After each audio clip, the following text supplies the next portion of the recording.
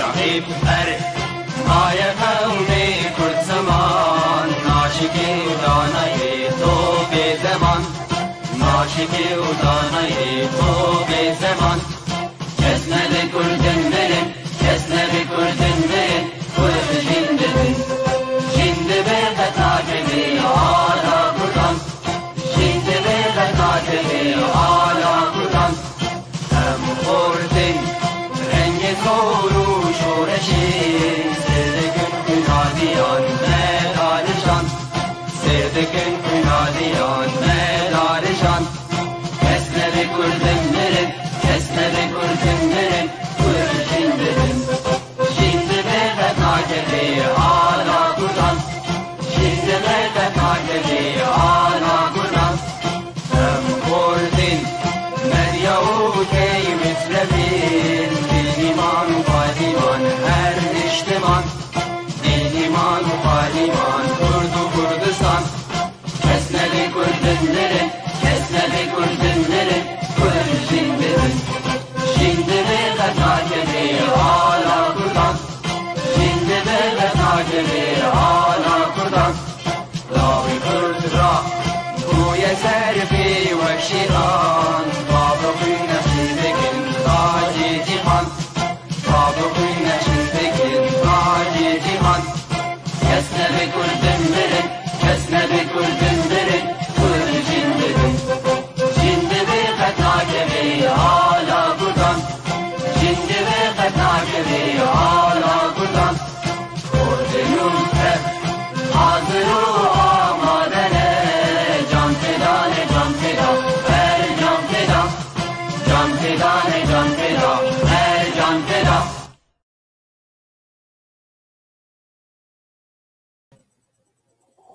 تماشاوانên hêja êvar baş bi navê xwe û navê Yekîtiya Giştiya Nivîskar û Rojnamevanên Kurdistana Rojava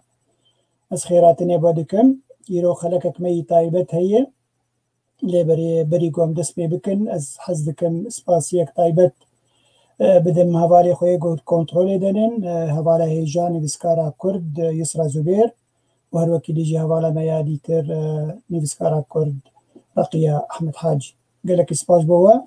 Em hêvîdarin ku îşev hûn baş li me miqatebin û komentarê hemî hevalên temaşevan deyînin ser ekranê. Wego em hûn dizanin îro xelekek me yî taybet e digel serokê Partiya Demokratîk Kurdistanê Tirkiyeyê lê belê berî ku ez wî bînim ser ekranê û em dest bi gotinê xwe bikin ez hez dikim hinekî ji dîroka Kurdên me yên Bakurî گوچندی خبات و کار کردن دا کو حق خو بچسبینن سر خاکا خوی دیروکی لی مخابن هر دم شانسی و نتشو سری یعنی وگو هم تفد زانن ایرو رو دی دیروکا میا کرداده چاوا دست پی بوج دما امپراتوریا عثمانی و دوی دمیده شیخ عبیدالله النهری شورشک براسی لدار خستبو لدیجی حکم عثمانیه که جه سال 1831 حتی 1888 بردوام کرد و دوزا مافی کرد دوی امپراتوریا عثمانی دکر بتندی. هر وکی دیجی دما که ترکیه یا نو چه بود سال 1920 ده جوی دمه حتی ایرو رو شر کرد آنجی خباتا کرد جبو مافی خواه لباکری کردستان بردوام. هەگەرم بێژن سەردەما بەدرخانیان دەستپێکە 1920 و هەروەکی دیژی دەما پەیمانە سفر دەستپێکێ سیفرێ 1920 کۆ مافێ کورد چەسپاند بوو حەقیقەتەن دسێ خالێن وێ پەیمانێ دێ دخالا 64 وا دگوت دوێ هەرێمە کوردستانی چێ ببێ لە هەندوریە تورکیایان و پاش رژێ پشتی وەبسالێکی دوێ ڕێفرەندۆمێک چێ ببێ هەگە ملەتێ کورد خۆست و دەولەتێک سەربەخوا بێ کارە سەربەخوا بێ لێوێ دەمێ تشتێ هەری باڵکێش هەبوون سیاسەتمەدارێ مە کورد لێوێ دەمێ gelek هزري وهبو دقولا كردستان همي هر چار پرچه كردستان دبيته كبوي پايمانا لوزان سفره ده ويجرخي شريف باشا جمعية كبوناوي كردستان تعالي جمعية أو يك جاندامي ويبو سركي ويبو ويل سفره قوت كو أم حزدكن أفخاريتا كردستان وقبل بسر بخوا بفيرنجيبه هناك بشكي كردستان روجاوا خستبويه بشكي كردستان باشور هروكي كردستان إيراني روجلات لبلي فرنسية وإنجليزا قبول نكر بتايبت ناكوكي دركت لسر هريما واني هريما واني قرق أرمن عربي جبرواجي دوي بيمانا صفر دقو دبلي دولة كرمانيجي شيء بدوي دميدي باشر 1923 پیمانه لوزانه هات هوله او همی تشتین گو دست خستی کرد و ارمنان نچون سری براویتی بون لبلی ارمنا باشر او مثلا جمهورية ارمنی او پاراست او دبیجن گلک هرم مجی دهندری ترکی ایرو روحانن یه ارمنا ای کبنن دست نخست پشتی و شورش که گلک جمع نزانن اما کردستانی تبایی کردن روجاوا به تایبتی شورش کوخ جیره آنجی اوجد که درس میاز باورن دگو قزل باش کرد میل ورد سال 1920 دیس اوجد شورش که رابون کمالات ترک اوجی تنکر بشري شيخ سعيد بيراني شورشاويل داركت 1925 دوزا دولة كردستان ذكر اللي مخابن اوجي او وسيو ششكس جهوالنوي هاتن قرتن وبدار بابون ويجي هول دانا ترمزن كرقو دولة كردي دسخينة بشتي وا شورشا تشاي اغري لداركت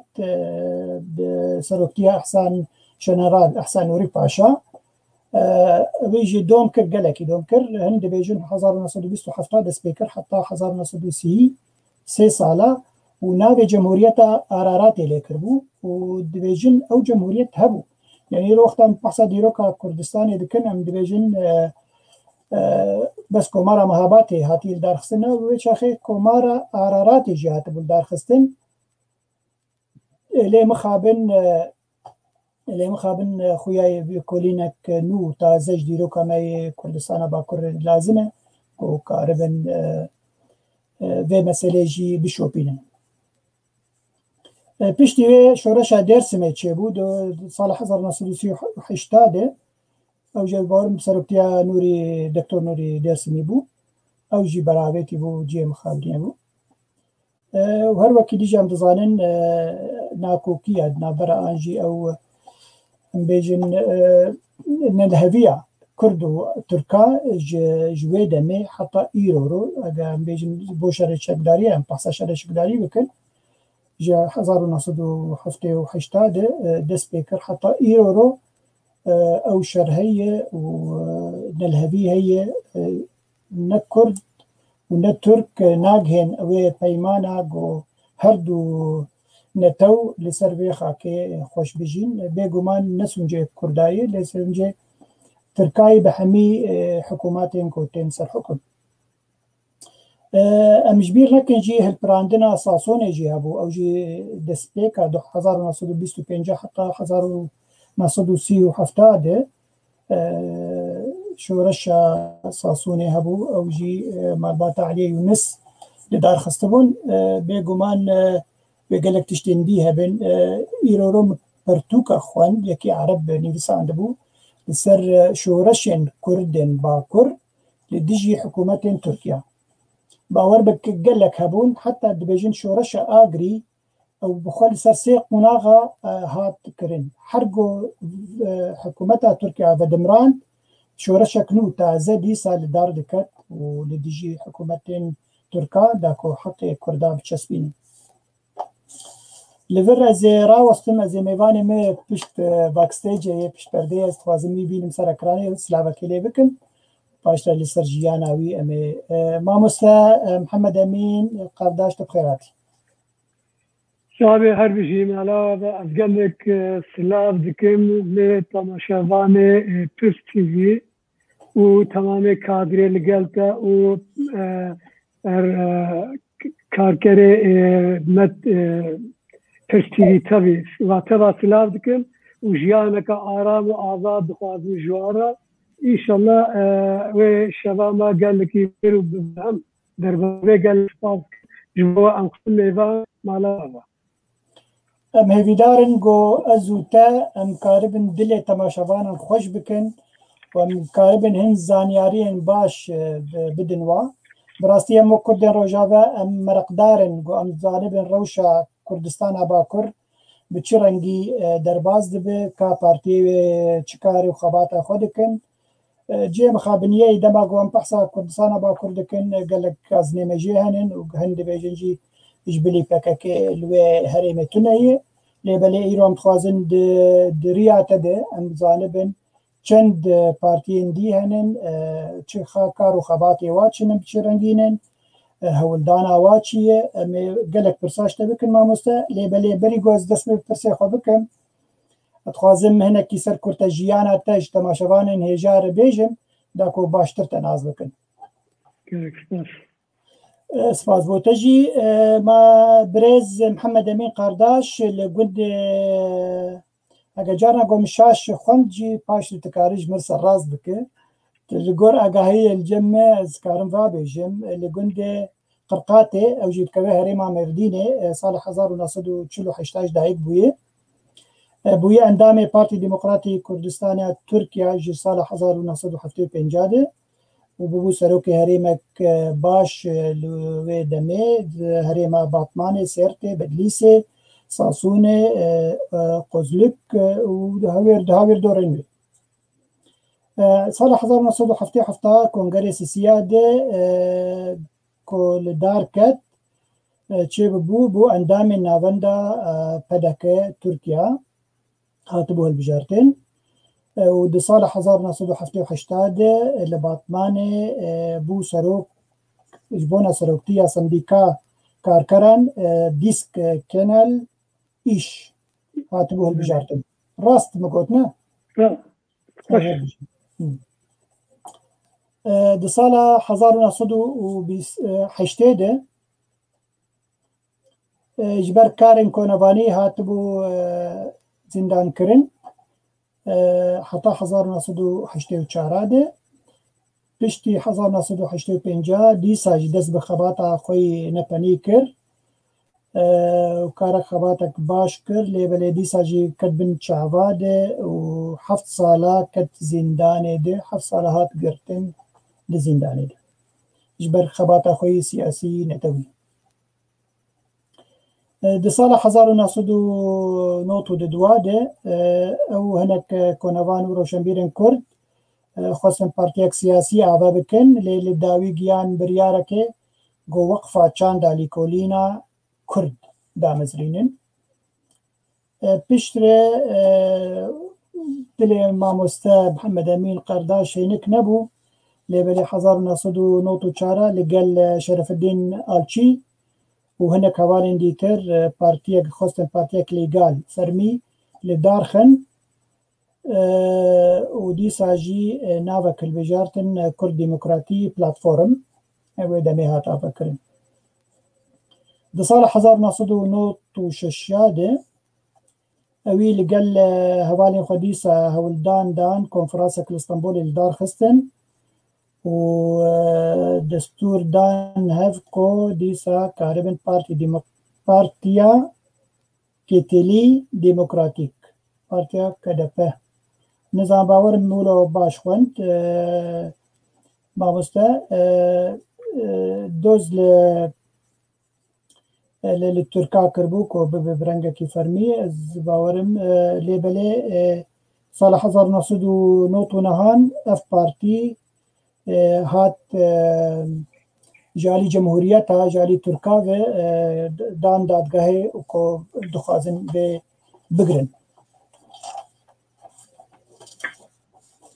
پاشره انسياتيفا كوي وهوالين خوا انسياتيفا بارتيا كردستان لدار خستن ساڵە 2070 پشتی 3 ساڵە هەنێک سەدەمن وان ئەف کۆمەلە ڕاوەستاند یعنی کۆمەلە ئەنسیاتیڤە پارتیادی کوردستانی هات ڕاوەستاندن دوێ دەمێدێ ساڵە 2010 گەرەک باش کرد هێژە محەممەد ئەمین قەرداش کۆکاربێ ڕەوشە کوردیا بە ڕەنگێکی باشتر ناز بکە لەگەلە گوند و باژارن و مەترۆپۆلا تورکا گەریە و لە کوردان گەریە دا کۆپارتیەک باش لە داخە دۆرە 105 کەسی دا هەڤ و لور بزاوە پارتیا کوردستانê هات دارخستن لبێ داوێ دەستوردانێ کو ئەو بخۆتەنێ کاربێ هەر بێ پارتیە قەید بکرد جەم حکوومەتە تورکا و سیستێمە هایەکەی 2014 ئەv پارتی هات قەیدکردن بشەکلکی فەرمی لە تورکیا وەک پارتی دیموکراتی کوردستان شەختاک تورکیا هات قەیدکردن ژوێ دەمێ حتا ئاناژی ئەv کارێ بێ پارتی بەردەوام بدەبێ و سەرۆکێ محەممەد ئەمین قەرداشە ez bawerim ne bûn zaniyariyê derbayê tiştekî zêde hebin dikarin zêde gelek spas te tam baş got ew wişva tiştê gotê vê gotin em karin di nav pirsa carna got tiştek şexsiyete wê jî bipirsin tu amade ye hêja Mihemed Emîn keremkê ferme belê ez amade me zerdengiyema malata hava gelek spas سپاس بۆ تەژیش بۆ بووناتە سەر پێف تیڤ ئەم گەلێکی بەختیارن ئیرۆرۆک و تبمەرەیە ڕەوشەمبیرن کوردستانە ڕۆژاوەرەیە سەر کەناڵاوە پێف تیڤە ئەوە گۆتیژیت بینێت کێلەکامە ئانجیل سەر ئەکرانێک گەلێک هەواڵ و دۆسن هێژا سلااو و ڕێژ بۆ تەف کەسێن مەتەماشە دەکەن دنیویسینن هەمی نویسکارن ڕەوشەمبیرن سیاست مەدارن ئەنسانن هێژانن و بێگومان سلااو و ڕێزێژ تەرێژی و ژمرژ دشینن هەن بە کوردی نویسینە هەن بە عەرەبی نویسینن بەلێ هەواڵکی دەبێت شێخ موساڵی ئینسیاتیڤ ینی مبادرە بە عەرەبی بەلێ ڕاستە خویا dike gol ser ekranê temaşa vanê me gelek hene ez geleka jwarnaz dikim zinik jîkê mervê me ne ahle Sûrî jî xuya ez gelek silavan hemûya dikim û li temamê kadîrê dorate û karmendê we teva silav dikim û serkeftinê bo hemûkat xwazim mala we kerim malate jiyave me dest bi pirsê xwe bikin هێژا محەممەد ئەمین وەک گۆ پەیڤاژۆیە تەڤگەرا کوردی مانی زمان مەسەلا دیرۆکی ئیرۆرۆ سەر تەما ئیرۆ باخبن بە سنەکی ئەمە هینکی بەگەرم پاش تەڤگەرا کوردی و بتایبەتی دامەزرەندنا پارتیا یەکەم پێدەکە یا تورکیا گۆ 11 ماه 1965 بسەرکتیە سعید ئالچی هاتبوو دامەزراندن ئەو چەند هەوارێن خوا ژوێ دەمێ ئەو پارتی هەبوو حتا ئیرۆرۆ پەیڤاژۆیە وێ پارتیێ چاوەتکارە ژمەرە وەک کەسێک تەماشەوانێن کوردستانە ڕۆژاوە هەمی سەرانسەری کوردستانی کار بە چاوە ژمەر شەرۆڤە بکە فەرموو gelek spas dikim carek dî silava dikim ji wero mêvanê we tebarret temaşevanan re weke got cenabê ew jî dizane Partî Demokratîk Kurdistan cara yekemîn li Kurdistana Başûr 1946 hata avakirin hemen demê de li Îranê jî hata avakirin bi hemen navî li Kurdistana Sûrî li Başûr jî li Rojava Başûr ew jî ke 1950 hata avakirin 1946 de jî li Diyarbekirê 5 hevale Kurd welatparêzê di sozê Kurd yek jwa birêz rehmetiye Saîd Elçî dido Şerefeddîn Elçî sê Şakîr Pozdemir 4 Hüseyin Turalî 5 derwêşê Sado rehmetî evara li digîn avdi bi hevra lê gore li ser rê û rêbaza berzaniya rê û rêbaza partiyê got لهر سه پارچه دیجی چبونا به همان برنامه به همان دستوره و به همان ربازه او جیکه بریاره که دن لباکور پارتی خو آزاد دکن پایگو آزاد دکن جا دچنا با رحمتیه جلال بوجا شوهره که چند جارا سری سردان آوی دکن دخوازن گو او جیکه به کبینا پارتیه ل گران او که کاتبه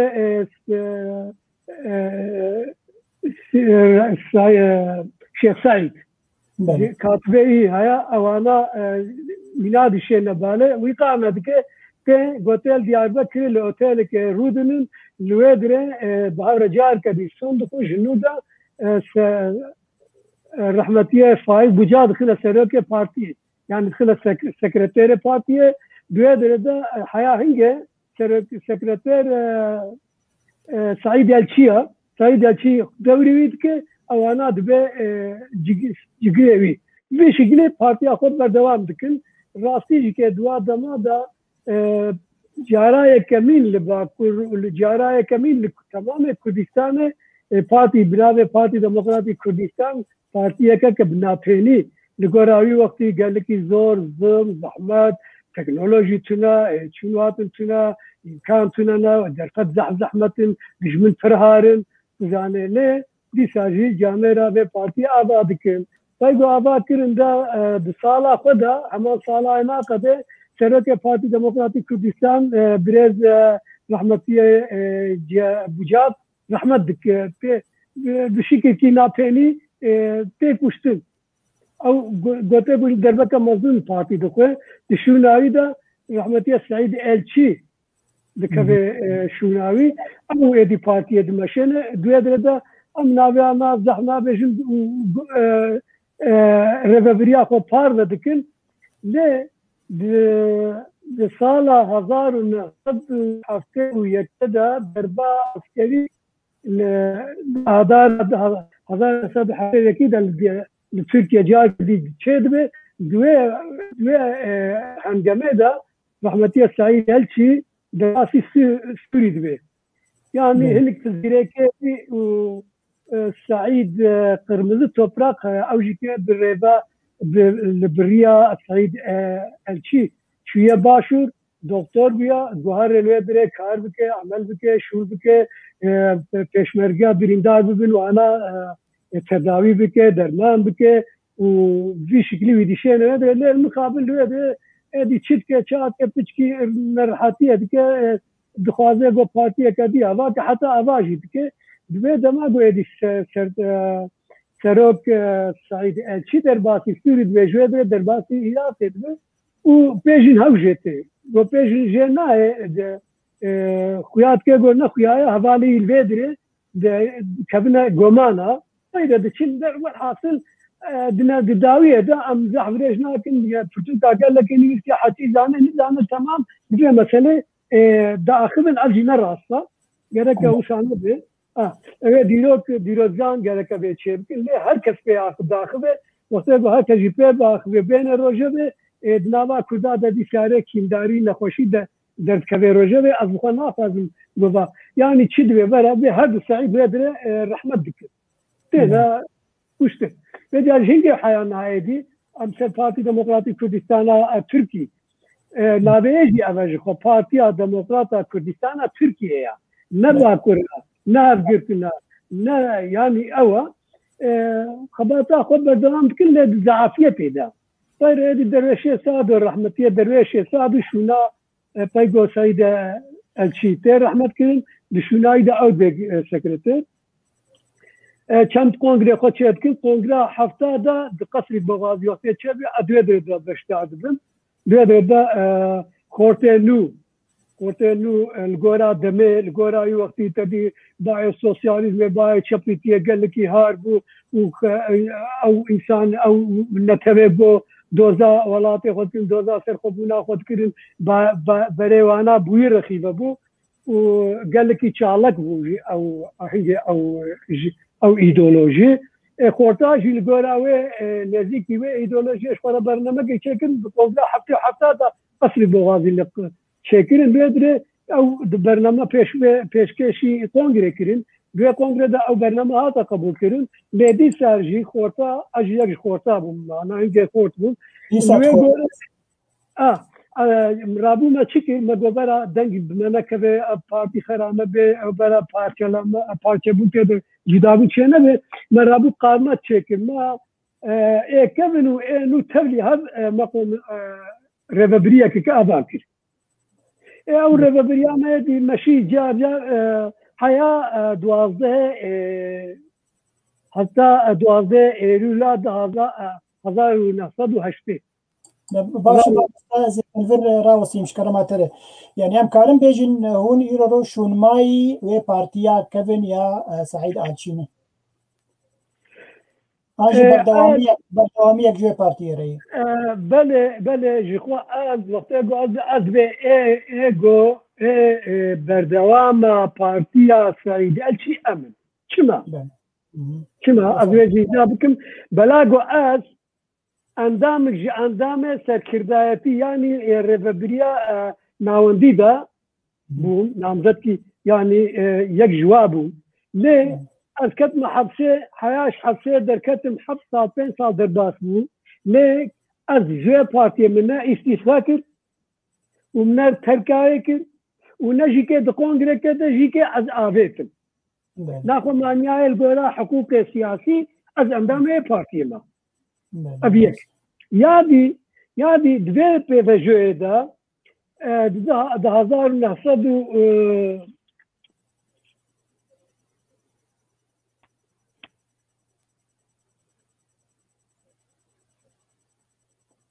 بەێ ئەس باوەرم ئەتەرنێت جەم هێژە نام بەردەوامە ئەرێ 1992دا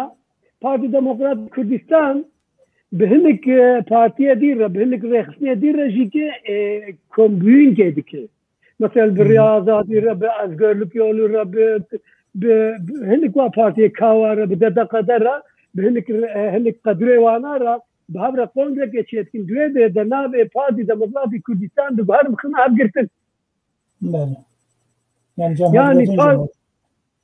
عريت خنا بادكا هبقرتن نامێنێ و دوێ هەبگرتنێدا دوێ بەرنامە دەژیک بەرنامە پارتی دەموکراتی کوردستانی تەبیژیکە بەتاڵ دکن ژوێ ئیدۆلۆژیە دەرکەبن ئێگۆ دوێ درێدە زانن ژی شاهد هەنا گۆ ئەو بەرنامە و ئەو ڕێباز تەب بەتاڵ کردن بەلاگۆ چ بەلاگۆ هەندێک ئینسانێ دی و ژجێ ئیدۆلۆژیە دی ژڕەخێ دی حزبێدی بەشدار بوون بوو هەبگرتن ئەچوو پێدا هەبگرتن ساڵێک شوون دەجاکە دی کۆنگرا خۆ چێتکەین هەب ناکەن بێدرێدە ناوێت بێ نەقلێ ناوێت خنە پەدەکە باکوور پەدەکە باکوورژی کە ئێدی بیشکرێت جار جاراژی دبنە هەبگرتن لەیسا ببێ شکلی ئیداوام بکە ئەژبێ ولا ئەبێژم ئەبێ وە هون شونمایی یا امکان ده بجن هون شونمایی و پارتیا کبن یا یکنو یا سعید آلچین آره بجا ام بجن ها پای بیردی گو ام رامون درکتم ام لفگریان ام بال خطبه گریان هنگه ایدی فقط پیدا او خود وای می کبن وای گوتر ام خودی پارتیه نه وانا ناوه خورتا خسنا قوق گوتون قوق چی معنیه چی بو معنیه خلاصکره نتبا کردستان او چکداری تانی هنگه وانا او جواره گوتون قوق چی نه هر مگو حرا ام خباتت مشینن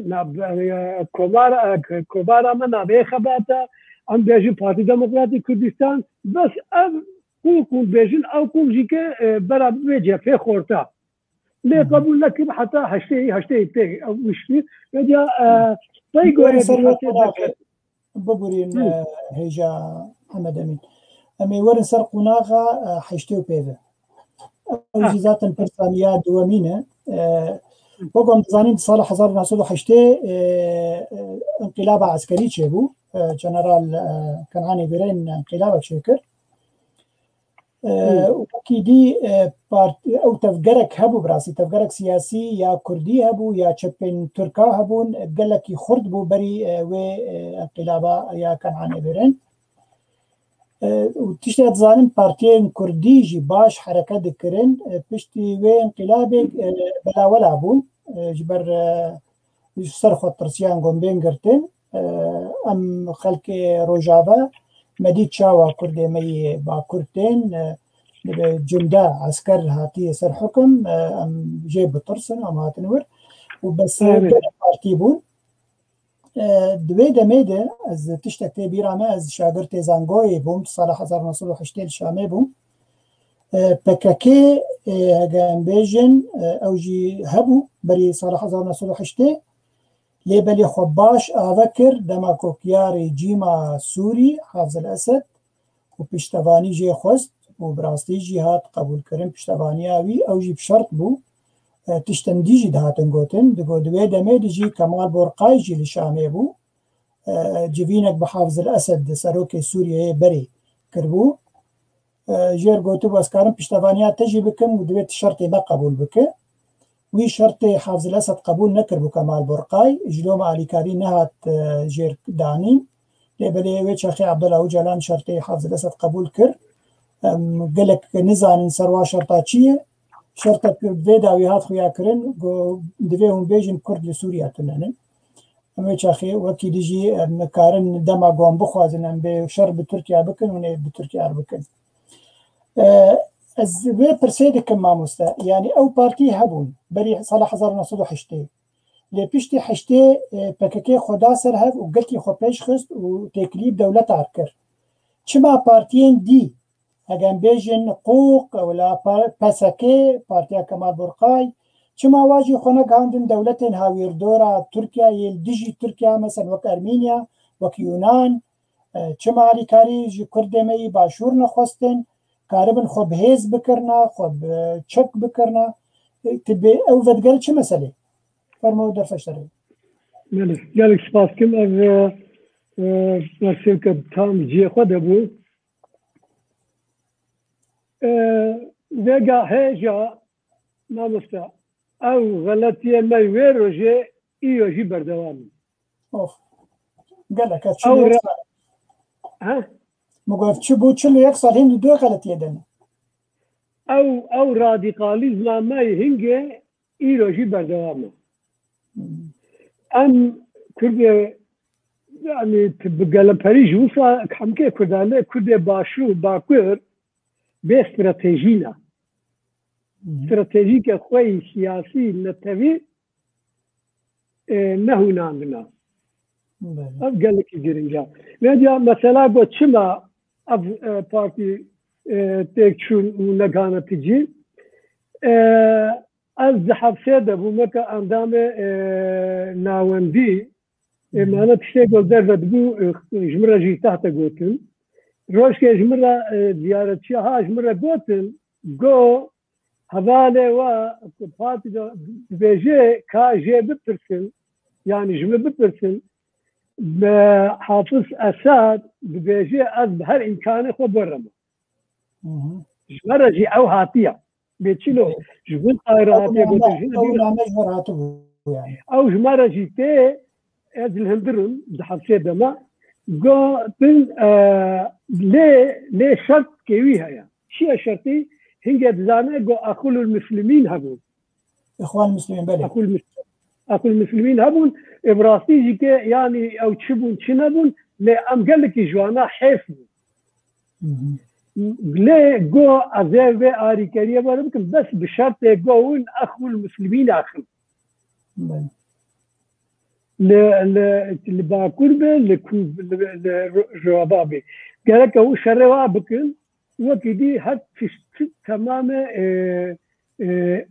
بدقيه وأز حاضر مش عسكري بشيء عبوري بي ما أبرد كيف أبرد كيف ما جاي ما مستوى شو ما ردك ما جو أم نك أم شرع أخو المسلمين إشبه داقر كركي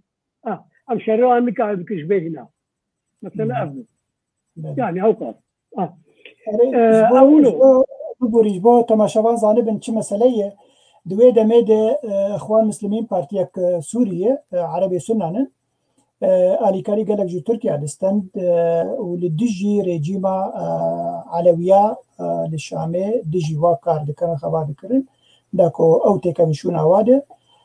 îja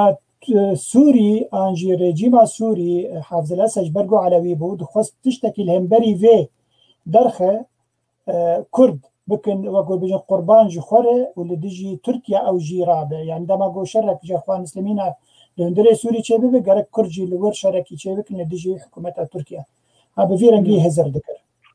Ve ya hingê me ev jî ke de vî jî me şîrove dikir me got bi alîkariya dagirkekî şerê dagirkekî dî nayê kirin. Yani ew dagirkerê got hefsarê te dirêj bike heta jêre lazim e dirêj bike. Wextê got giha berjevendiyê xwe hefsarê te dikişêne te çêke berê. Ev jî ke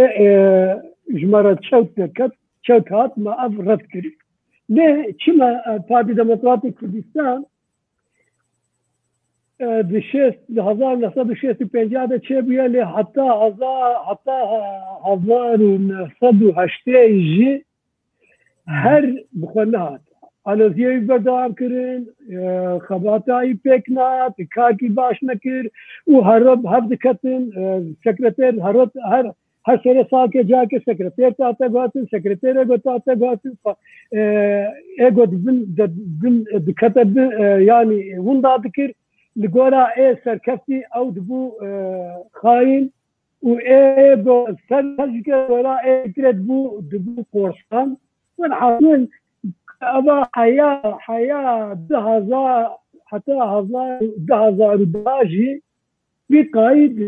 di Bakurê Kurdistanê de Partî Demokratîk Kurdistan bi xwe nehat. Vêca ji vê sedemê me jî me got em gereka got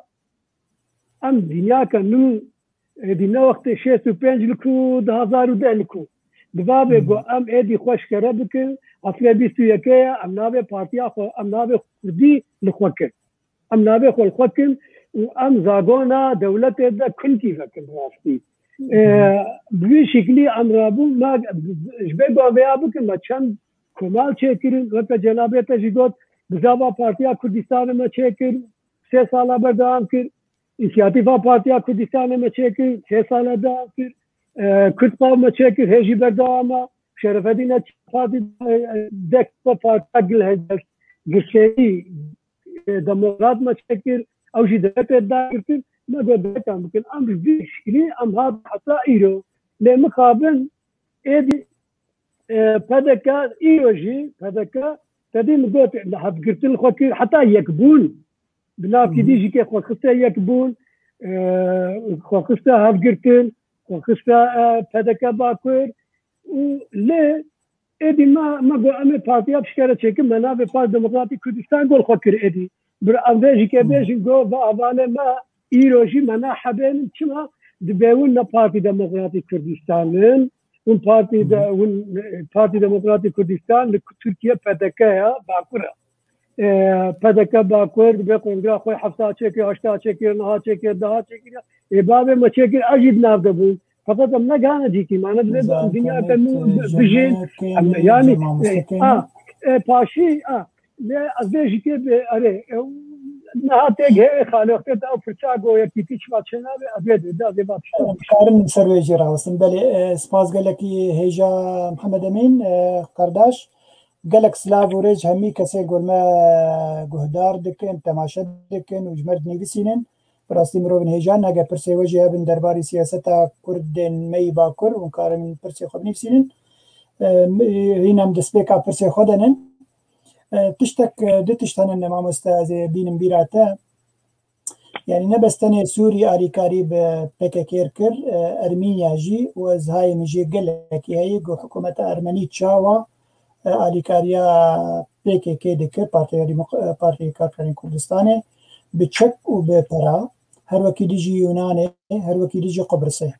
yani wexta alternatîv cem hebûn ji bilî Hafız el-Esed û rejîma Sûrî kokarî bû destê xwe bavêtana Yunanistanê wê demê firsak baş bû hûn ji xwe jî hûn jî leşkerekî çê bikin yani çê nabe di Kurdistana Bakur de partiyek tenê هر تشتي وهبه سلاحي وهبه لشكري وهبه وبأستني همم وبارتيه دنتنا او نا قبول كرن يعني تجي هذا وهذه هي عمد كردستان با كرد كردستان با كرد غير كيماني دي بارتيان سركها بين هر وكي كان جريله له مثلا هر وزارتني واد وقعين تماما وكردستان با شور از تشكيلي جي بيجن بري غزان برسا خويا سيا حوالكي وهب وزبورم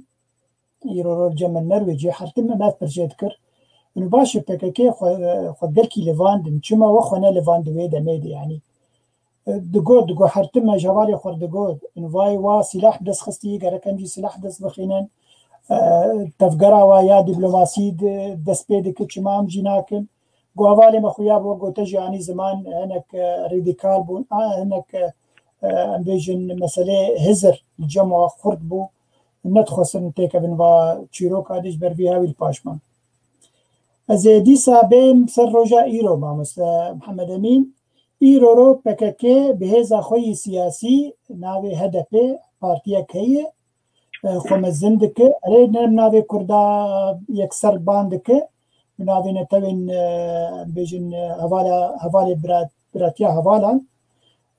و لیبله تشتکی قزنج دکه تشتکی قزنج دکه دوار سیاسی ده که هالبجارتنا ده وبرلمانتيري ويت كابن برلمانا تركيا هون بارتيين دي چما هم خنال فينن هون انيا كيچنا مقاربن لهمبر هدفي وك هيز هم قاربن تيكابن وي جريدا هالبجارتنه كيماسيل وي هري ما كردستاني مقاربن چن اندامي خطيخن برلمانا تركيا هون جيب بن دنگه كيلكا دنگي هدفه دهندري برلمان تركيا چما هون في كاري ناكن افكار سياسيه سيفيل كرم بخ از فينا جبير لك بس برادر كيما تقو فرسكشتكيريا لا جشترى تقلي خو الباتا قوتيا ما قلت ام راجنا تشكلي هذا ما راجنا انا ايني واقول تشك نفجر عندهم اجي فيد مثلا از نکا خوشنا در ناخم از ده هفته و نهاده از کتنا حبشه دولا هشته و ششا ده کتنا غير جاء كذي يعني از دوی وقتی ده از نبمه وقتی قد کتنا حبشه همکه هذاله من درفه بود 12 ايلول ده از هندر ده بود 12 ايلول هات زانه أدهندر ده وقت 12 ايلول أتحبسه ده وقت 12 ايلول هات أدبر ده نابش ولا جناكان لي أدبر ده بهالوسط وأدبر ده ببريارن ورولا متى ده تنا ليه أو هذا لما جوتشاوا عسكري ده درد كذا درب عسكري حملت إيجو ده شيء أوروبا وإيجو ده شيء سوري ترك الدنيا دبل إيجو ده ماله ده دولات ده جدمنه ده كذا خلاصه يشيخ أنا ما شفتني أو هذا له جو دبي أمي راجنا راجنا شكلي ما راشني براوي راشتاي ضحك سيدي ترى برا بدار بيش كذا دوق بكم بكلام براوي راشتاني أجرجو نجا أبدا أم حمد بنا كارن ناو كلي ما هرتش كتو بلا ما مستا حمك ريخستني كردستان لباكر چه قدپه به چه توک به چه ددپه به چه کاوا به چه رزگاری به چه پسکه به چه özgürlük yolu به همه که ترک دنیا بود همه نولات خوا نرولشتن ایگو تحفیه دبو جیوانا ایگو بمره تحفیه دبو وقت ایگو درکتن ایرو حمل اوروپانا اما ازمام هر از چند یارا چون اوروپا جی گوولم دو ازلامینم از دگریم ما هنا خو هر كثير ولا تركه اي وقت ترك بتش تا شر استاذ هنا دي تقال تسليم هنا دي كيف تشك ده هنا دي الدبلوماسي ده هنا دي كما في كذا تسليم هنا دي كيف ولا ما جواره او ايش فرق بكن تتشتك نك عاد بدا ايروجي عيني تشتكرين ايروجي همام تشتكرين ام طيقو ايدي دنیا خوش بود یعنی پشتی هشته پشتی نوتی پشتی 2010 هذا حتى 2010 از عیب بیشم لی وقتی گوما بزاوه چه کرد مرخصی چه کرد معود کرد یعنی دا اینو پارتی چه کرد نبود من جوار گوورم بابر پارتی چه کرد کسی نکرد حتی هم پارتی ندام ادران یک پارتی نابه کردستانی چه نبود جارا اون چه کرد جسارستان باشه مالا آوا گره که بکر لی اچی بیشم از جوار بیشم بیگاش بیشم ام هر که خودی دکان کنه به دکان تنه میر مارکت نایا واکرد وقتی از خودی دکان که بچوک بم از هر مال بین از ایش مارکتا خلکه مارینم دم فروش مخلکه خوا دم فروش از نای چیرین گره که ام حمده دکان خود بگه لحظه من مارکتا مفضل هنگی کارن کارتی بکن نمیخوان هر کس دعوای کتیت که ایرو لباکور که پل دریه کیا پارتیه خیلی ببدأ كم يكتيه بك للكو هركس بين سرفي برسايا كيتيا وجي برجلك برس هنن عيني مسألة دنن لكن نبي هوالي كي نبي هوالي محمد بانجو بتشن بارتي بنبي بدكي هنا ميبرين سرفي برسي أو يكش برسي مية محمد بانجو أو برسكش برسي مية أما يورن سر هر وقت يجي كديلاور كرد أو يجي دبيجي مثلا كرد واخوان مسلمين بسوريا وبارتيا بعث او ماني زمان كديلاور باورم كركا جهدار كربه ما مثلا بس از مسر ايرو يشتغل يعني هما بري 10 ساله هدفه دهر دو هالبجارتين خدا سرهاف وقت بارتياك سياسي الفرت سلاحتنا تشكتنا مسألة سياسية كما او خوكارن بدن سرهف وبرلمانتيري خوتيخن برلماني وهون بارتن باورم حتى انا 5 بارتي كردي بلي باكيكي هي لكردستان باكر كما هون حر 5 ونكارن بدن يك اني ونكاري خوي سياسي بكن ونكاري بن لستكيج بو خوتشيكن كسي برلمانتير ونتيكن برلمان تركيا يعني او كما وخبات بنقلك زحمه يعني سلاح جرنابي يعني او تشي جمو هي جمتنا بنا ام خويادكي جو ام خوانا بهور ام خويادكي يعني اسي جو جنابت دجميش جو ما اج توج مسربج بيجو ام خوانا بهور يعني ام بيجن ام جناره بيجن مرحبا وين دي مش مطعم وين كان مش مقصد وين كان مش مقصد حال بكي نوسا بنا de bere وقتی گو هذا دبچه بو عاون دبچه بو دب دپیدا 1992 هذا دپیدا همه پارتی کردستانی هنا السنه تبدا تنما اشترى بيش بله طيب دبچه هبچه بو لا هبچه بو بويره دبچه بو دپیدا اجي كدنا دم خوش قام كار كي بكن ام بازار رجا مسبه خبتين ب 16 برلمان هي ايه هبي هبود هب قضيه وفاضلوا بهر كده ده ده حمد كدال هلا ده قضايا ديركا كوارث غاريها يعني حملنا لما بارتي ديمقراطي كردستان هي دي شافنا تدبو مفتاح برنامج تشيكي جسدبو ل دندره بلي بسلدان اللي بكن دعين الرجاده مش تفكر شنو اجي فقطيات مما يجاغو غرك بارتيه كنبلينو جما تبع بهتا اواكر لما ما يجاغو برياري اندستين دچن لاودادي تري ببرلمانتر شركاتيا هذا هنجي دوستي هابيرا الوادر تايده بسن هجاتين بمرض بي ما افديت مدام مادام دي بارتيه كانوا يشتكن فيها بدنا مدام مادام كان بارتيه كانوا يشتكن بيجن افجش مرض قوتن ولا عم شرف هذول الشيء عزم ما ديري اصلا ما بادم ما اقصيا اشتري بيجن شامل بلا يعني تدكتها حمك الوادرنا دبیجین اپاتیاوه اونه چه چیکاره ببینم اونه دنما او فقط گرخیدی را دچین بریاره گامدستم دیگه دی تایید بی اگر تایید بو نبودن بطال کرد ها افکر میگو از نه میگو از لودره ون به پارتیت اونه چیکن و منه ما خنا بن بالله بله ويت بریاره صدرام ندی چیکن امرابو ما تركر جا كدي تري اولا قمرة تركي الحملية بقريان دي ثاني هو او شو جا دي تري دي سا بنوت 2000 هذا جي 2000 شاشادا 2000 هذا 2002 يكبون شيكرين بهبرة فدكت هذا تيدا هفقرتين تيدا حمكا بهبرة يعني تماما وجرب عندي هذا بير جو بكبلة برلماني بكبلة يعني بهبرة نكاري من وأنا نم بعض أنا شو ده بقريانا تبيه يعني أب براتي جربان ده إيرو أم بيجن أم بيجن أب سياسة دانا ما بارتي ما جو هنا وهنك درعي هنك إنسانة جو لدربة هنا سياسة جيناكن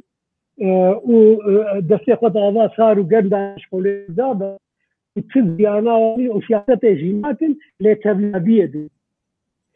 يعني جرك ون نشنا برلماني جرك ون نباتيا تركيا جرك ون بتركيا ون يا فكي يا بارتي ديمقراطي كردستان مسجل عندي بأمر حكومة تركيا يبقى هذا شاكم ناخذ يعني كم هالبجات لي أنا شو برلماني أنا مشارع داري كنستلم مختاري كنستلم أنجامنا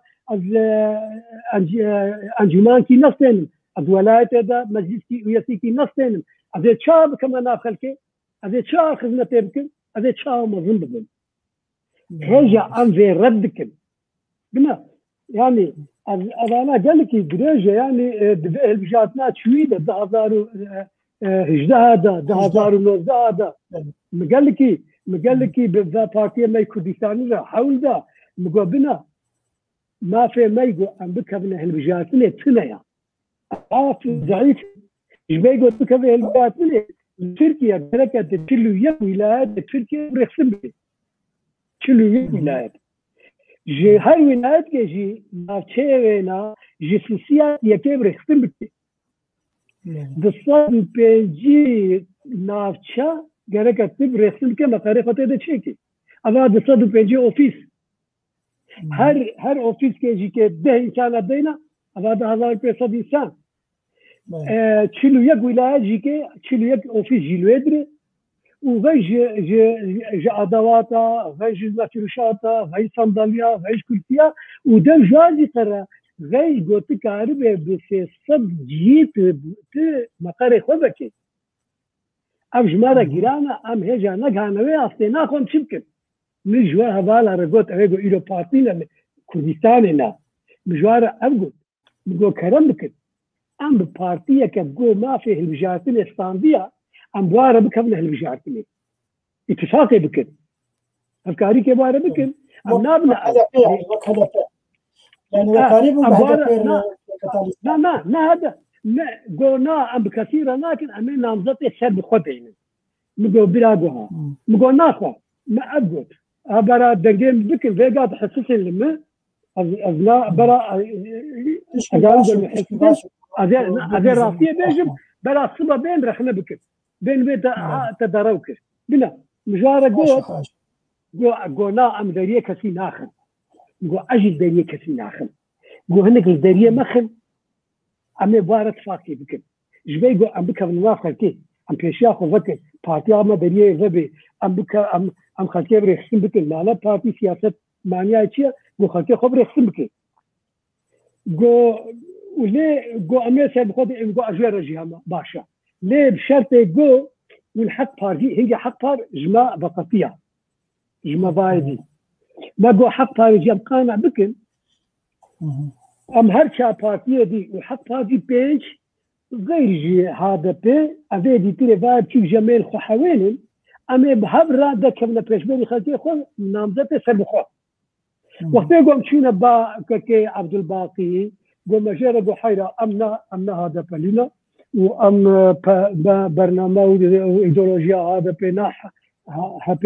هذا بناح بينن وخدا زانه گو ام اول نتوینا ام خوازی گوندگی خودنا بگو هنگی معنی که وی هیا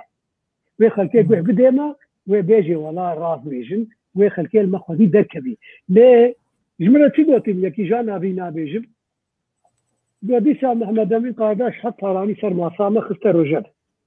الله مگو از گل کی نعاشقیم حق پارما لی أشبيه كتير الصبح نبا خلكي روي مذاكري به وخلك رمت بنا دنجي ما اللي وقت حقها اللي بكري الجاتي الخوا أقول البركة الجاتي سريخوا خوا وضاف هالبيعات كبيرة وهذا بالجرا نقول خلك قيمة نابما في جاذبة منه تتفنى لنا مكن قونا أمي سير بخوا كمي مقو أسير بخوا ناكمي مجارة أبقوتي مقو قوتو قوها مقو أز بخوا شيل دريه مخي أزي بير روي ها أو جهة بدبي أباتي دبي هذا بدبي كي دبي جبي دريه بارتي أخو فكم وجبي قو أز مختاريكي أنجمانكي بلديكي چي دبي بلد بي أبستينن بواسطة بكم مناف خلقي خوا وريخستنا خو بكم از بار بازار خوكم مشكلة قلتها بولا أنفينا ناكل أمسر بخودين مقول كرم ما هي جاب قرية وما جاب قرية وانا عندما سر بخوداني لبين ولايتها لمردينة لديار بكر لوانة لديرسمة يديك في بين ولايتها 5000 راي نفسهم بشي بارتيا بين ولايتها كردستان ده 5000 راي نستعمل كاري لي قدار دارشي بعد هيا بس 5000 دنگ نانين يعني اري نانين خلت نادي تشكر هذا بيل دريه مخست مش هذا بيرغوت نقول ازوار النال جنال بسيروكي وي مزوي ورد سيروكي زنهار ازوار مشتم حتى بارتيان بسيروكي وين سيروكي مالا مصطفى برزاني ودبن على كردستان ده ويناي واكشا بالسيرفيس بود بشابامانيا ده قلت بك انترنت بيني ايه حاجه كردستان وعلى كردستان وسيرو برزاني نفحه باندن اللي مجار افضل ازبارت كلمه اتفاقي جبيجو بي دي فيا من هيا جو ازك مناخ الكيفه وخدمتك خلتي خور بكم اجل زينتهم حتى بيسا وديتيه البجات ناي كي صار ديجي أذكار بكم نكر نديانا از جبهة بيبارتكم از محمد أمين قاداش بارتي ديمقراطي كردستان خدي ريبازم خدي عالم از نتويمة از ما في دولة دوية قبول بكم شفرا از دولة باشو سرسري خود قبول بكم على كردستان فايل برا از خدي برنامج ودستور وبارتي ما نو كهلا جو بأمريكا نبي نكر نبي هواي جو أسباب ما هذا فلي نعمل وزينا زانجو نعم دعوة ولا نكريا ليه مجو وقت جو برا بكي أبي بينجاب جبي يكتيجي مجو تراسة أجر جو بيوندقاز يكتيا نتبي سياسة استراتيجية بكن هنجي مجو شو يكي آداري الجاتنا عرمي خلاص به يكي نسامي ما سيدين وقاز ممكن أم مثلا يكفي يتبال هبكن أم المناقشة كل ما تشغل هبكن هنجي مجو سياسة حتى فقط از سياسة استراتيجيك براكم از بس اتفاقه الجاتني بكم وما أفكر إيرو ما يعني كم ولايات كم جياما أنجمانة واليستان كم جيا بسيروك أنجمانة بلدية استان ما كم جيا جيجيرة سيروك جيجيرة شهردارية استان وما شهردارية چنا رجي سيروكاتية كونتنا ما استان بمرة إيرو بخير أو كتنا خدتي خطرات بكم كاري خد أريري مثلا هذا شو أمريكا عرب سريع خد بكبلين ليه أجوار بيجي أجر ون بخوازن خد كنا تبي أبا بكن كرم بكن سريع الكفرنس بيخون مناقشة بكن وون مجبور جو أجر ون بنجها كرداش خرب كاتم بنجها كرداش بستين وإيرو بخير واجي حتى هنجي على كردستان نكاد بكبه نوروزا ديار بكري وقت قلنا باله الجابن شكر ما عندنا نوروزا على قادا نوروز ديابك تجي آلا كردستانك قوبي بيرا و 2018 هذا 2019 يعني وإيروجي عين إيروجي حتى جنب بعض أخمنة أوجي كجاز النتيجة ده از كتو از وقتها بهذا بير متفاكر از بخكي متفاكر كم فقال بجتني بخكي فرد كم بدي ما أخذ حرام جيتنا حتى بارتي ديمقراطي كردستان تيتنا ما قالوا حمد يعني نبذ رجع مش بقى ولا رد قبله أنا أخذ ما سياستكم أجر أزمكا ربهم أزمكا رخصن كي بكم أنا كان خكيب رخصن بكم أنا كان شابمانية دار بكم أشوف شابمانية بلابكم بوليسي وشابمانية جم بهترين وأنا كان بكم كولانا جي مشيجي بكم وأشرجي لكن هذا كم تيجي هذا تشوف ناخذ سياسة بيتشي مقولش مربيجي بله بله سپاس مامۆستا بله گها وەگو بێژن هەزرێ گۆتە تخۆست بێژێ بڕاستی gelek پرس هەنن gelek هەواڵێن هێژا هەمیژی ناسن پرس نادکن لێ پرس gelek جواژی ناف پرسێ مەدەنن زێبینم تایبەت یا دکتۆر سەلاح حەدۆ دەبێژێ کە دەربارەی گەفێن پەکەکێ لێ دژی کەک ئیبراهیم گوجلو كرداش دبيجي او برسك برسمي لبري كك صديق شرنخي سياسة مدارك مي كردي روجابي تشتك هيجا قوتبو لسر زيدي بينم سركراني دبيبچه هواي بككي جها فيروشا ايرو لهون مان ولو قالو جبر كاريزما ابوبو يانجي جوان انجي وان خفروتي دولتين داگيرگر وجه گرتنن تو کارت شتی درباره مسئله بیشی بکرتی تدخل بلا يعني تاريخ كرد بيجينيا ام كرد بيجين مستف خلال السفرة حاضرة بله بله خلال السفرة حاضرة بله يعني رو شهيد ناف دستايك ليبك تتخوازي برا هيك كيف خفروت به تتخوازي برا آجان به خوازه وقت بوهنك بيجن برا دولتي تشكل بي مشو جينينا ايرو كرد بتر هانا نينن ايرو قال كرد قلت مختارية تاخذ بيني دنك ديتا ناديتا دي هذا بي نادي هذا بي يا قريق أذى از براستي ام بكير لكن ام بكير بونجو فكت كافريا من ابنا من راس بيجن برا هكذا راس بيجن كم ياخذين بخوب فكره اذنابنا بيجن شروكي باب حزبي قلنا بككلينا ما بحزب يعني شروكي انا بيجن ما باش بيجو جوارا ما في اخاف يقدر لك ما بيجن لحمكا بوجالان رناخوار بوجالان رجدين شكرن بوجالان را پرمان شكرن بوجالان را كتنا هلبجاتنا بعشيراوي را بهبالي را فكي هنگه چبو چما كرن ليه ديسا دكرجي ديسا لوازم جبوغو بخوان نبا ورن او طاقت خدا نابينن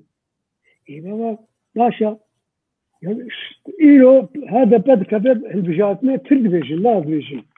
6000 رائد 6 مليون رائد كثيري يا باشا 6 مليون رائد كثيري هذا السرد بيجانين كارم بيجي جو ازبي باور دكم جو 15000 دنجي كردا هاي الباكر 15000 مليون قصد 15000 ري 15 مليون دنجي كردا هاي 15 مليون بله نشش مليون لا 15 مليون هيا يفكر هذا ب 6 مليون هذا السنه كحب مليون يدي 8 مليون يدي 9 مليون يدي كامل يا 100 مليون مال اخوي ناس يتسام بتي مليون دي جاب 2 مليون دي ما ابارتي 600000 دي اديتري بلا بلا تجي في الواحد يقدر كذا راست ليه ام شتكم يعني هالوفتو بكريارو بإيديولوجيا بكتين لرازينا بين نقشن نل حسابي من اللي تشكي دي هاي يقول أذكار ناكم رابن الرودنين أزرخنا بكم كارو عملتنا رخنا بكم شوتنا رخنا بكم رخصتنا باشا شما هايرك إيرو حتى بارتية كردستان قلت الديار بكر وري يك جوانان كاري بصد نشاني بديها جيم خابني والله مخابن جو بارتي بن بفي هيزي لغور ام دبينن ونكار بن صد كساب دين سرف هجا محمد امين برسك دوباره بو جم خورتا مثلا بدكا يرو حتى بدكا جيهون بدكا تركياني وبدكا باكورجي هي قالك برس سربيها ويتيكرن شما او هون دبدون ونيكن قالوا وجي نخوشيا بارتي مي روجاله بريه قالك كله جدو فرقتين وكده بقولي بس دقائق كبقى كده ام اول الدستة كردي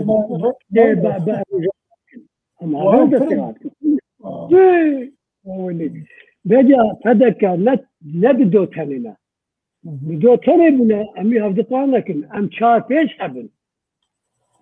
انا بقولي دقائق بس الماموستا انا بارتي ازادي كردستان هي وباسكي هي بارتي سوسيالي كردستان هي وحق بار هي وبارتي ديمقراطي كردستان تركيا وبارتي كردستان ديمقراطي باكر حرب بينجن انا جبلي وانا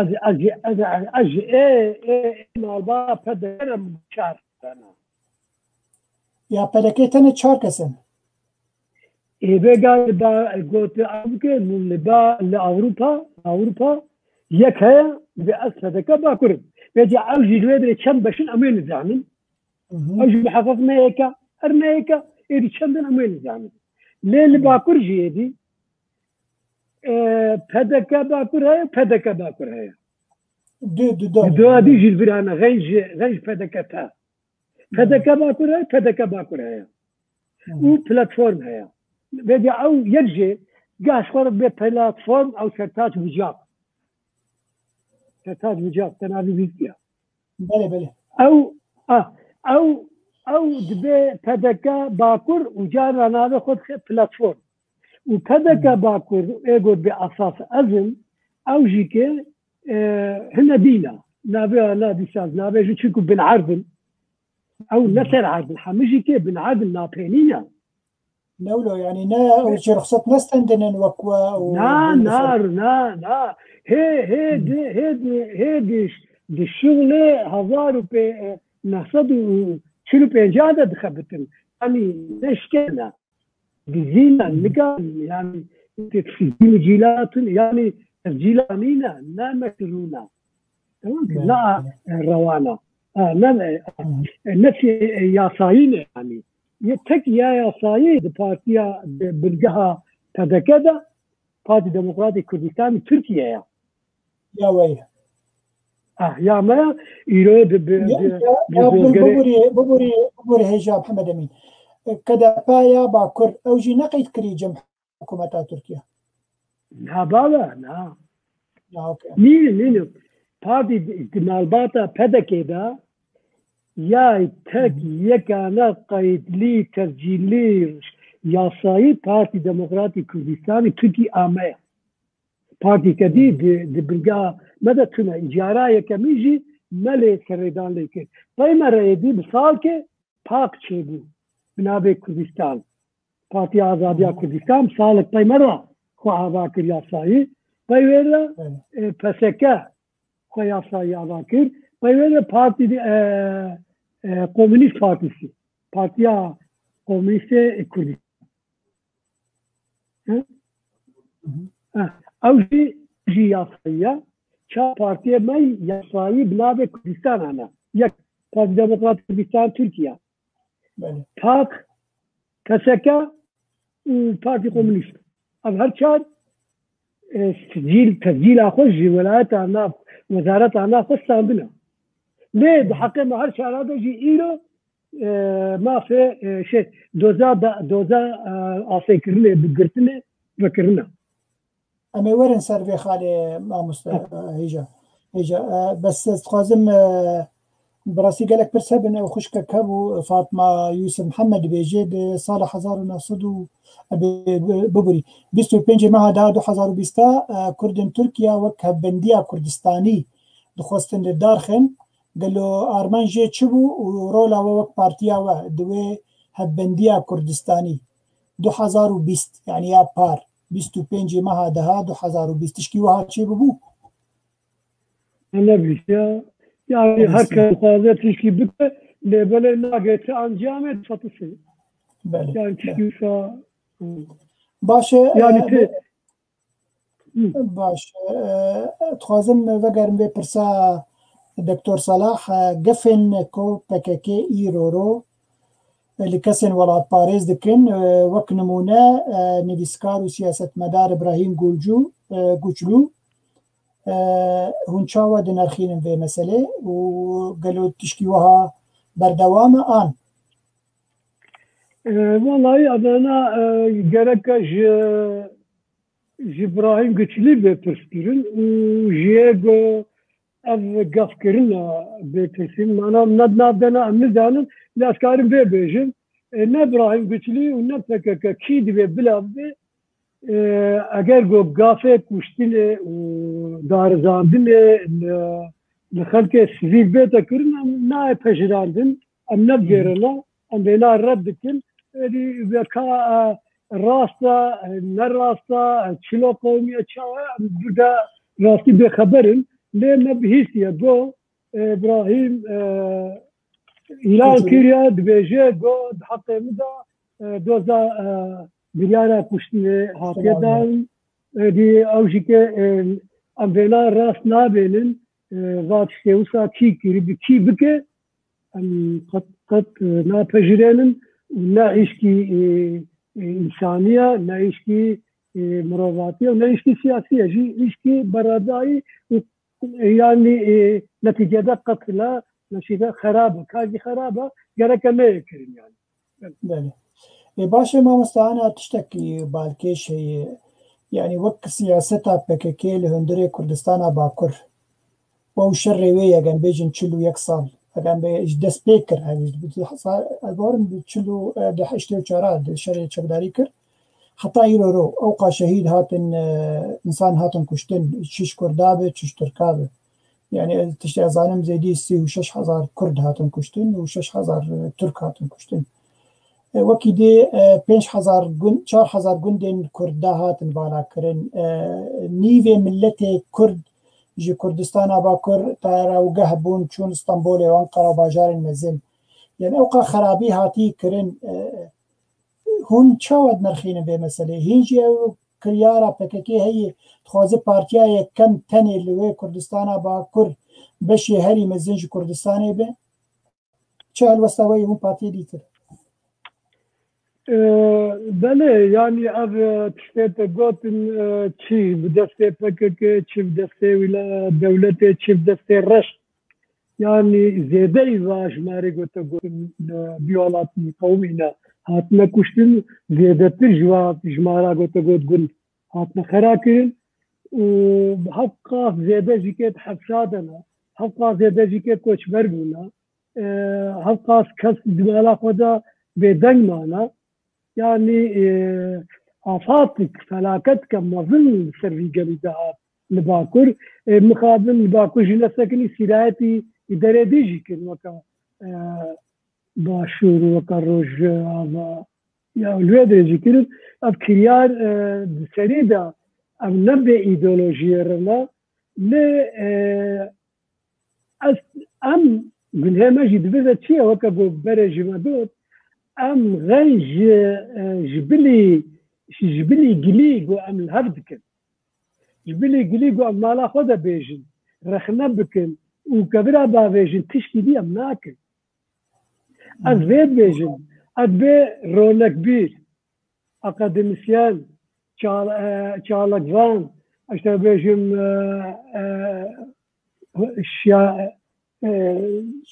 زانا نيفسكار روشنبير أفانا تاب قرأك قود بدا تشبكن حمك مليخ وبدنا تەنێ بژی خەلکێ خۆ بڕێخستن بکن خەلکێ خۆ بڕێخستن بکن خەلکێ خۆ بڕێخستن بکن شیار بکن زانە بکن مافێوی نەتەوی مافێوی ڕەوا مافێوی خۆزایی چییە پێ بدنە ناسکردن ئەم پێ ناکن ئەم ناکەونە ناوگەلێ خۆ ئەم پێم دکەبنە دکاناخوا و ڕەخنە بکن ژەبرە عینی ئینسان عینی ئەکیب ئەمێ لەبڕون ژەبرە بێژن مخابن گەرەکێک وەگوتە گۆشتکار ڕاستی ژەبرە بێژن دەدیت بێژن بێ ڕاگەهاندنە خراپ چنەیە هەر ڕاگەهاندنە خراپژی کێ ڕاگەهاندن کە باشەش بەی ئێگۆ تو ڕەخنە بکەیت چگو ناوی دەتکەبێ چگو بەحسایی تێکردن بەی گۆ ئەو تێ ناسکردن ئەمێ 24 ساعتە ئەم ژەورە بێ بکن مالا خۆ دەبێ بکن و دیازیخانە خۆ ئۆفیسا خۆ دەبێ ژەورە بکن ئەم نادەکەونە کۆلانە نکارن چما ما کەسی ڕێخستن نەکردیا ئەم کەسی ڕێخستن ناکرد مەسەلا مە دبردە ئێوەیە دبردە ئەس دێ بێژم ئەمریکا خۆ ڕێخستن کردنا نەماکارێ پێشیایە بگرێ چ دبێ گوت ئێدی دەرکەوێ قابێ هنك مغزية بجيب الداخل بجيب بقري هنك مغزية بدس بخي في مختاري كي بستنه تقول جنابه تقول في انجمانتي كي بستنه في بلدية كي بستنه في بارلمانتاري كي بستنه قلت بواسطة بكذا ناخل كي ام ايرو بنا اذا بينجي صالة سياستا كرديتكم هيجا ادنكارن تاينا كرد كي دخل تاين زانه چيا بله از هێژا نکارم ئیسیداما کوردکی بکەم ئینسانکی بکەم پێکی ئەو سیاسەت شڕەیە بێ خەڵکی خۆ بۆ بکێر بێن پێکی پێنجە ساڵی سیاسەت پێ بکەم و ئەز هێ نکارم گوندێکی خۆ بکمە عیش ئەس گوندێکی خۆ ئاریکاریکە مادی معنی بی پێرە بکەم و ئەز نکارم یاژی کێ جیێوینا بۆ بخوازێ ژە ئەنقەرە تاینای بێن دیار بکرێ و 6 ساڵەژی کێ سیاسەت پێ بکەم خۆ دەگیران و از نکارم 200 انسانی جبنو پی خودسی کار دیار بکه بمشینم باشه تشتكي ماموستا سوجي تشتكي دي يعني رونافي و بارتي ديمقراطي كردستان و اف ناف لهر چاپرچه كردستاني هنن و تايبت لكردستان باشور قالوا آليكاري كلو ام بي لوجستيك جي كك مسعود نخوستي جهري ما كردستاني ونخوستي كون كاربن هنكي خو بلوينن هونجي خو بيش بخين وكاربن اندامان شخور برتر بكن وخطيخن هالبجارتنان وفيسي خل لكن والله زانه بارتي سياسي لغورا قانون تركيا غورا قانون بارتي اگر گو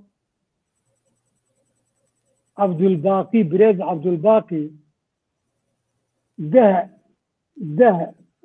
دولار جمرة شيان دبن وأب دولتي بحث سدمي قرتنا بارتيا منها زانت يجب جبيبي چنا بيك براجي وراتك يجي بيش دربه بين لا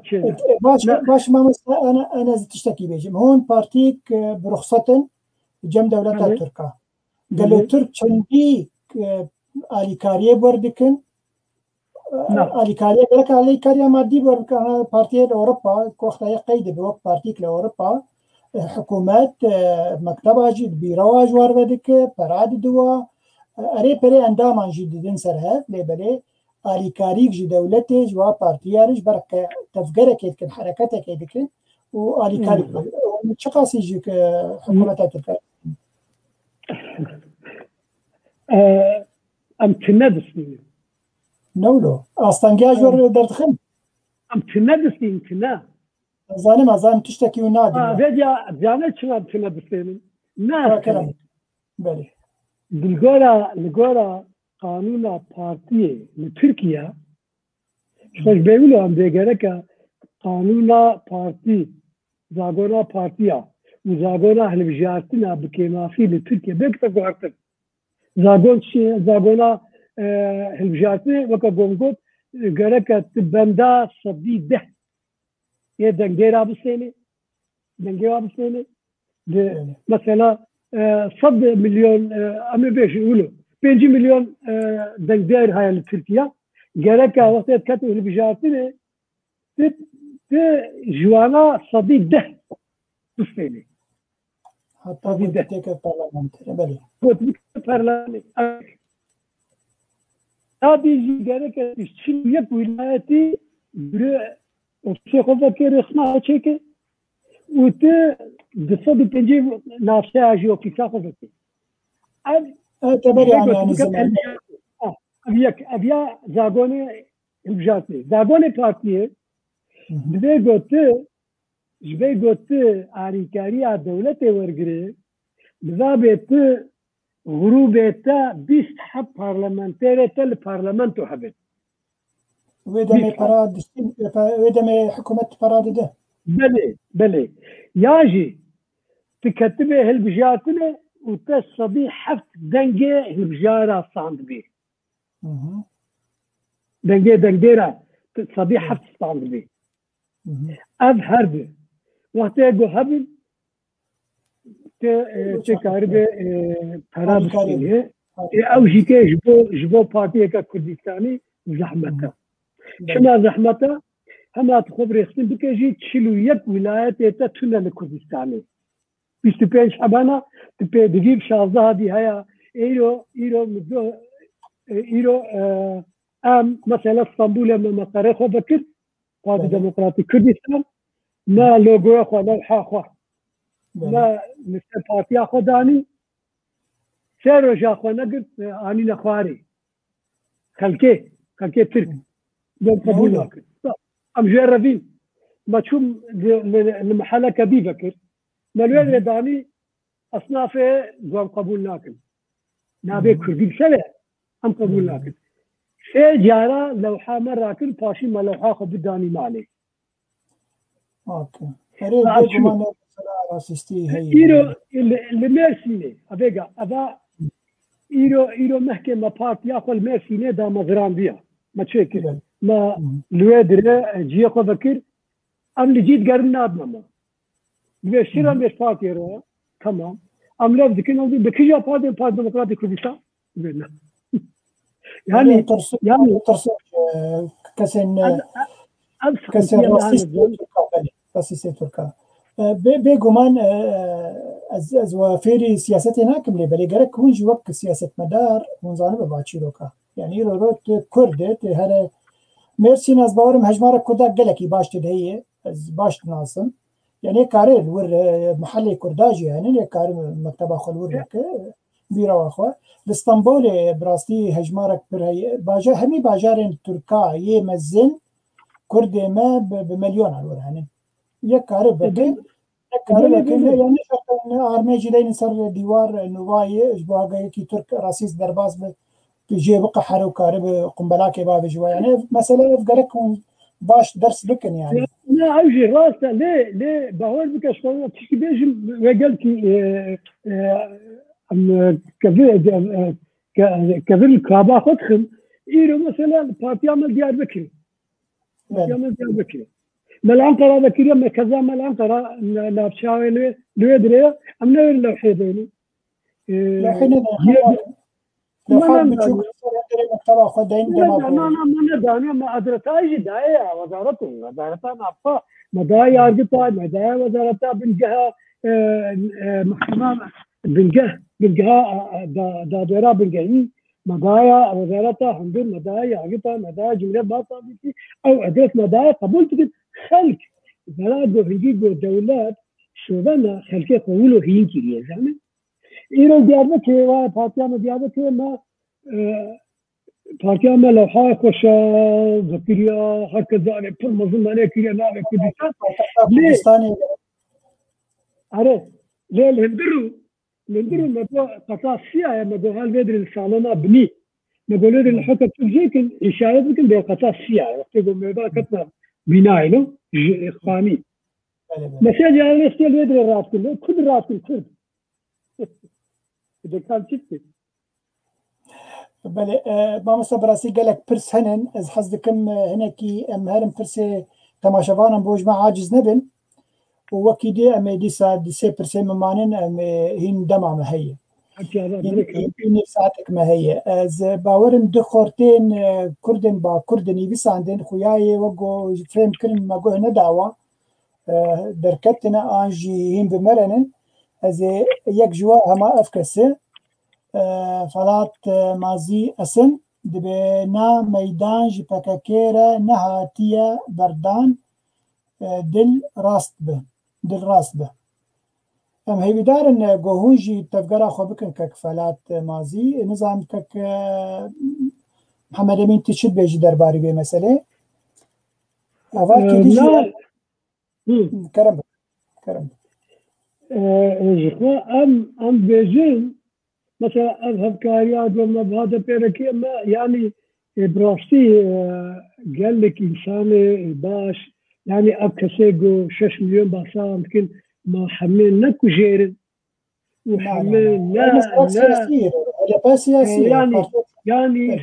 بارتي كسياسية نورمال اجي سياسة تدكم يشم ج ايديولوجيا انا حبيبي يشم جيتنا لم قلت جابرج كالصبا لحسابي مش بين جبه بارتيامي وش بين ملتي مو كيش ياخذ ذكم عشان جابرج يتفاقكم عشان بارتي رجي يتفاقكم انا كي بقولي ما مستر محمد امين هيجا محمد امين كي برسكر بو قلتبو تكلياو باك بارتي هي بارتي اردوغان اك بارتي تكليا ما ندى اسطاب لمبه بله لا وكا حد محل ده وكا دندري باشر ده معنا كردم تكليا ما يدار صار ما يدوستان انا سلافي ما جبره انا لا وكا د اسطا سياسه كده وكا استراتيجيك تسمعنا يعني غازنا نجي جاك بارتي زعتن جبي تشي جبي بكيري خناعي نبكيري ما جبي كتيا دسته خو نبخيرا ما هبو و پارتیا شوونگو خاطر به ایسیل کردیا یعنی اگر به کردی خو بشوریانا بره خو بدا کردی خو سقط جل هذا سقط ج ما بيحكي كرايد مدعو يعني ام جوير جبكرينا ام نابج جوير بكرينا كي جارو جابو اطفاتي ج كرداره بمرحبا ج كرداره هلك ما في كردا روا هني كار ما فيها إنساني هني ما فيها ديمقراطي أجر بخير بيش هني إنساني وبردش حبسة الظلم زوري لك دو مراي من حتى 2000 وبيساجي حتى 2011 مراي دايا دوها اشترى بيج يعني هذا شنو دمك كردارة تنجبو يعني جبري درفت بوري هيجا محمد بن يعني وي درفت دا كردا اجي 2017 از لتركيا بو ولكردستان بو يعني براستي روجنامه وازاديه ورات دهات فروتن لسر حتى او طانقي افي يكو شارداري بزمان كردي وبزمان سورياني جهات بو نفساندن دقوت هنكارن دبستاني خوي تايبت ذكن بزماني كردي يعني او درفت هبو قال لك شارداريين كرد نظفت كربون يعني او ببون ساروكي بلدياتا برلمانتير تشي ببون يعني او قمديجين لفر هناك ديمقراطيتي هبو يعني او درفت هبو نوا لا انا باشو يعني بجمعته جبت شي بدك جبوا بعض يعني الميادين أعتقد يونيفرسيتي فكربو مدرسة مانع كردي بشر كردي بروفيسور كردي كارد كرد ماسटर كردي كارد كرد دقوت من أبي بنا مثلا درسم نبي درس में भारत में नबे बाजार गुंडे में भारत में नबे शिंदे बगरेन तरत शश वक्त जमाने كردي هيك के बदवामा أو تشيو صادقين مجرد شباخس ليه كنجي وقت بها شوفان بارتي كما با نجاس فرس هيدا كنت صغير عدليك وقت بها لباشور كردستان هلبجا رفرندوما هلبجارتنا رفرندوما تكبونه هاتا وكنت دي او بافيغول كردا فندونو اردوغان هار بود يدم ادو وغوت شێبە قەتیان ینی مەسەلە ئەزیەک ژێ ئەوێ دیتر هێدی ئەو هەلوەستا ئەو بارێ کودا ئەو نێزیکیە کوردە ژێ شیە فقط دیسا ژی دەرەنگ نینە ئەگەر بۆ ئەردۆغان بەعاقل بە ئەگەر بخوازێ حکمێنێ گەرەکە خۆ بابە ژێبەختی کوردە وارم دیسا خداوێژ و ئانا بەلکی عەبدوڵڵا گول لە هەنێکی حەزبەکی نوچێ دەکەوێ ئەوی خواوێتی بەختی کەک مەسعود هێژا محەممەد ئەمین پرسێک هەواڵی مەشاهۆ زناوەر حاجۆ دەبێژێ دەولەت دخوازە هەدەپێ بکرە و هون ناوێ پارتیاوە دیموقراتی کوردستانە و دەولەت بەحسا گرتنە پارتیاوە ناکە گەلۆ چما برا ئەخوازم vê jêre bêjim ez gelek spas dikim jêra malaya ve ji vê guhevani roje bê dem ji we got Partî Demokratî Kurdistan îsal 3 sal di derheqa Partî Demokratî Kurdistanê Tirkiyeyê doz vebûye ji vê bêta girtin محکمە پارتیاوە هەیە ئیرۆرۆ berî ez bêjme te eva di 2017 da yani keyî vekir tiştî referanduma başûr çawa bi Serok Barzanî di 15 Eylûlê de got em ê demeç daxuyanî da got em ê her ne referanduma xwebûnê غير بحفتيكه اجمرت دعوه دوزبو ايرو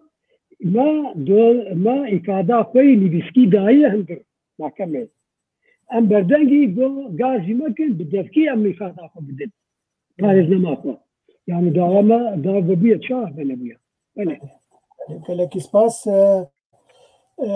برسن هنن دبيجن بارتيه ميه كردن روجاوا ري پرن ونلهبن وكوا لێبەلێ کاریبوون زمانی خۆی کوردی بپارێزن گەلۆ چما هون پارتیەن سیاسی لە باکووری کوردستان لەگەل پەکەکێژی و نکاری بوو زمانی خۆی کوردی بپاراستانە و خۆری لێ دەرکەتانە و کاری بوونا ئیرۆ زمانێکی خۆشک باخەبیانە مخابن گەلک ماباتێ کورد و تورکی لە حتا مالا خۆ تورکی داخەبن چما ئەمانەژی بڕاستی جێ غەمگینیە ئەم مالا خۆدا بزارەکە خۆرە کوردی ناخبن بەلا گۆ تورکیە نەوەکە سووری و عێراق و ئیرانێ بهتر بەرێ تورکیە لە ڕۆژاوایە یانی لە ئەوروپایە ئەندامێ ناتۆیە ئەندامێ ئەوروپایەکیتیا ئەوروپاییە ئەشتا بێژم نامزەتێ وایە و دانستابلەی چ ئابۆری بێ چ دیپلۆماسی بێ چ ئاسکەری بێ تێکی لێوانە بشیری گەرمن لەڤردا ئێدی زمانێ کوردی لەڤر زەحت گەلێکی ڕومەت ناگرێ ئەو کێدا زمانێ تورکی ji vê got bela got Tirkiye mesela Irak û İran û Tirkiye ewana hala Irak û İran û Sûriya ew bi berê wana rojhilata navîn de ye gelekî têkiliya jî kedê detire ême em rastî ji başûr û ji rojava bêhtir tevlîk Tirka bûne yani herkes bêje dibe bajarê herî mezin Kurda İstanbul'e aynı tiştî heman tiştî İzmir'e heman tiştî Adana heman tiştî Mersin'e û canî bi ev partî ev şaredariye ve cê gojna dijî hemû Kurda ji cihafêre dana xezan dikin bêje em zêde tevliya bûne dibêje em çi bêjin em entegre bûne bi rastî ji bayê dîtirê bêhtir herî يعني ام بترجع عيارك وذكرتنا يعني ام يجي تجانين هون اسمي لبنا هون حليان بناب ملتي التركان لا بنا ام اسمي لبنا اب اسمي لك ازاي بيجم ام Partî Demokratî Kurdistan ji asimilasyonê natirsin yani eger got zimanê me zaî bibe em jê natirsin gelkî ew ziman wê rojkê peyda bibe wê rojkê lêkolînerê me hêweke cenabê we ايجو سيرفيسي اكاديميسيان في سبورت و او زمان نابي تنب منه وندانا به دكبي روجبي و داشي بعد دركبي يا هاري جرينج بي كردا انتجراسيون نظام بالعرب بنشد كردي تشد بجم اللي هبونا ناف جواكيه يعني جعاري قد كذب هنا دي باشه هیجام محمد امین زیوی بینم بیرات زیوی تشتکی بیجم يعني 2017 لرهابو لأورفابو چوم پرتوخانه پرتوکا دفروشه خودیه کرد بو مگوته پرتوک کردی جم تهن گواره ولا زحفن هر وکی دیجی او روزنامه آزادی ولات هبو مگو چند کرد روزانه تین روزنامه اشتد کرن و پرتوکن تی کردی چند تین فروتن باور بک و روها باجاره کی کردایی وکو تزانه کو گلکی کیمه افجیه مخابنیه بو يعني باشه او ترک دخوازن تو زمانی خوش بیرا بکه دخوازن تو موسیقا خو فلکلور خو تجبیرا بکه لیتما چما تو کرد تنکاروه و مسئلهش خور بپاریزه او پرتوک خانه یا کردی یا گوکری پرتوک عادی فروشه تدی چما ناره بکیمانی حرمت پرتوکا که کردی جینا کره تجی بخوینه و زارو که تجی بخوینه يعني او كيماسيا لا كيماسي هذا اللي أزبيج نتبيتي أخذ الركبة يعني تقرأ هذا تيجي نتبيتي أخذ الركبة يعني نبه هنا دي يعني تكلني نبه عرب كرديتي أخذ نتبيتي أخذ جبيرنك كرديتي جبير بك يعني فايدك لأن نتبيتي جو جبير بو مع خرابيا مظل أول إذا جبيبي جالك ريخستن تشدي أم خب ريخستن بكن الدائم سربيت سكني وقتها بريخستن نبي قدريته تننا دورات فالايا تنكاري بمشي تنكاري تشكي بك يعني اگر دو ايرو فوج ديمقراطي كردستان كاري بولا 50,000 كس لدياربكر وسوكا دياربكر بمشينه والله حاله ما يلابونا ايش بيجي تشلابنا بزيدو امر رسمي بكن دو از كاري 50,000 كس فايدك بدا هذا كي نبي محمد عبد الكريم أزبار نظام رنجي يدش بكردي باكر بري أنا بكردي نفسي أقول عندي عربي دي بيجي أنا إيرو روح أجر اشتر بيجين محمد أمين قرداش ور أمي ما في كردا بديني تدوزا ما في تشاندي بك يعني ثقافي كولتوري أنجي تدوزا فدرالية لتركيا بك وقتها لا که د برنامه پارتی آمده ابهیا پارتی دموکراتی کردستان برنامه گوما دای وزارت آمد خواه برنامه یاسایی گوام بیشون نبنا پینی دویده ما گوتیا جبو ما فدراسیون لازمه اب فدراسیون خود 15 ساله خودی دکه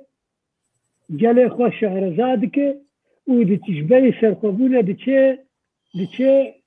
رفرندومه نه ام بیت خوازه حاله ایرو در فتا مبنینا چیم دسمه کبرا نابجنا ليه از باورم حکومت نهایی هدف همه ارمان جامعه سرخوبونه هر بجی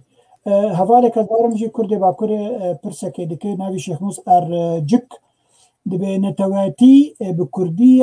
بە کوردی ئاخافتنێ veyê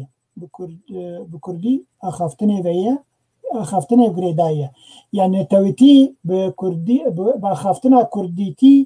girêdayî tu şi dibêje yani bi ziman axaftin ziman dibêje ne belê ew dibêje eger netewa kurdî cem te hebe gerek zimanê te jî baş be از باورم اف گمان آوی راسا از رد هیو ما زمانه کردی رد نکرد لأسش کی بجو از به زمان ملت کی با آخاوی بگیره دایه وقتی گو آخات نه آزاد و او زمان ترناکی بناب دولت عدا چما نخودی سرمایه خویا نخودی آخا خویا نخودی تجارت خویا نخودی دیپلماسیه یا اگر گو زمانك خودی زمان کردی گو خودی آخا خوبه و خودی دولت خوبه دبی زمان ناف دولتی قیمت وی زیاده دبی وقتی گو زمان کی نه خودی آخا خوبه و گندی من مالا خود گندی خود کردی تو خوبه قیمت اینی نزد گرگا باخی آخایت زمانی و گریدایا ابر بێگومان مەگوت دو پرسێ مەمانن هینجی 20 دقیقە مەمان سێ پرسێ مەمانن پەیوەندیên وە وەک پارتیا دیموکراتی کوردستانە تورکیا بە پەرچێن کوردستانی دیتر هەنن باشوور ڕۆژاوا مش يعني رجابة بأنا كسر ببارتي ديمقراطي كردستاني ام هفدناز دكن يعني روبرو هفدناز دكن ام قال هفجر مشنا جاجارة تلفوني ما جرى دكن ام نقدر ترسم لو كدو او زانا حالي انا ايروتشيا و جبي في شارجك دري مري قلتينا شنو هاتنا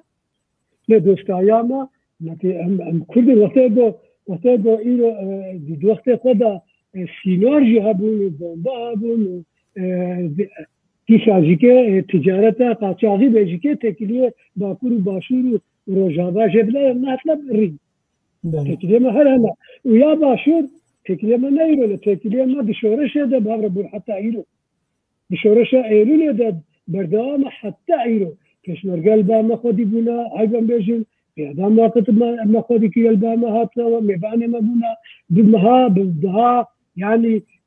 پێشمەرگە نەتیجەدا کردبوون ئەوژ کردبوون لە چیامە ئەم هەبرە بوونە ئەو شکرتێمە چنابوون چا gelek ji Bakuriya jî bûn pêşmerge dema şoreşayê belê belê ça yani têkiliyema xweşin belê her bijî wek Partiya Dîmokratîk Kurdistana Tirkiye planên we ji bo xelkê Kurdên Bakur yê we wek partî û partiyên yê got hûn têkiliyê buwar dikin di pêşerojê de ti planê we hene ti ecendê we hene di pêşerojê de tiştek heye got nebe nabe ev jî hevkariya li got nebe nabe tişt dibêjin ya dibe bibe yani ev çiya hevkariya va partiyê netewîl gel hene em li ser wê bihêvîne eger îro çi qasî hê ew derfet nebêjî lê divabê ev bibe em bihêvîne got rojike qet nebe weke anekese em partiyê netewî divê got em li gel hevrûnin divê got em bişêwirin sloganek jiya me jî sûridik jiya me Partî Demokratîk Kurdistan ev e em bêjin Kurdistan ne amekeniye a hemû Kurd û Kurdistanîya ye divabê em hemû li gel hevrûnin û bi hev bişêwirin û bi hev re biryar bidin ev gereke bibê nebe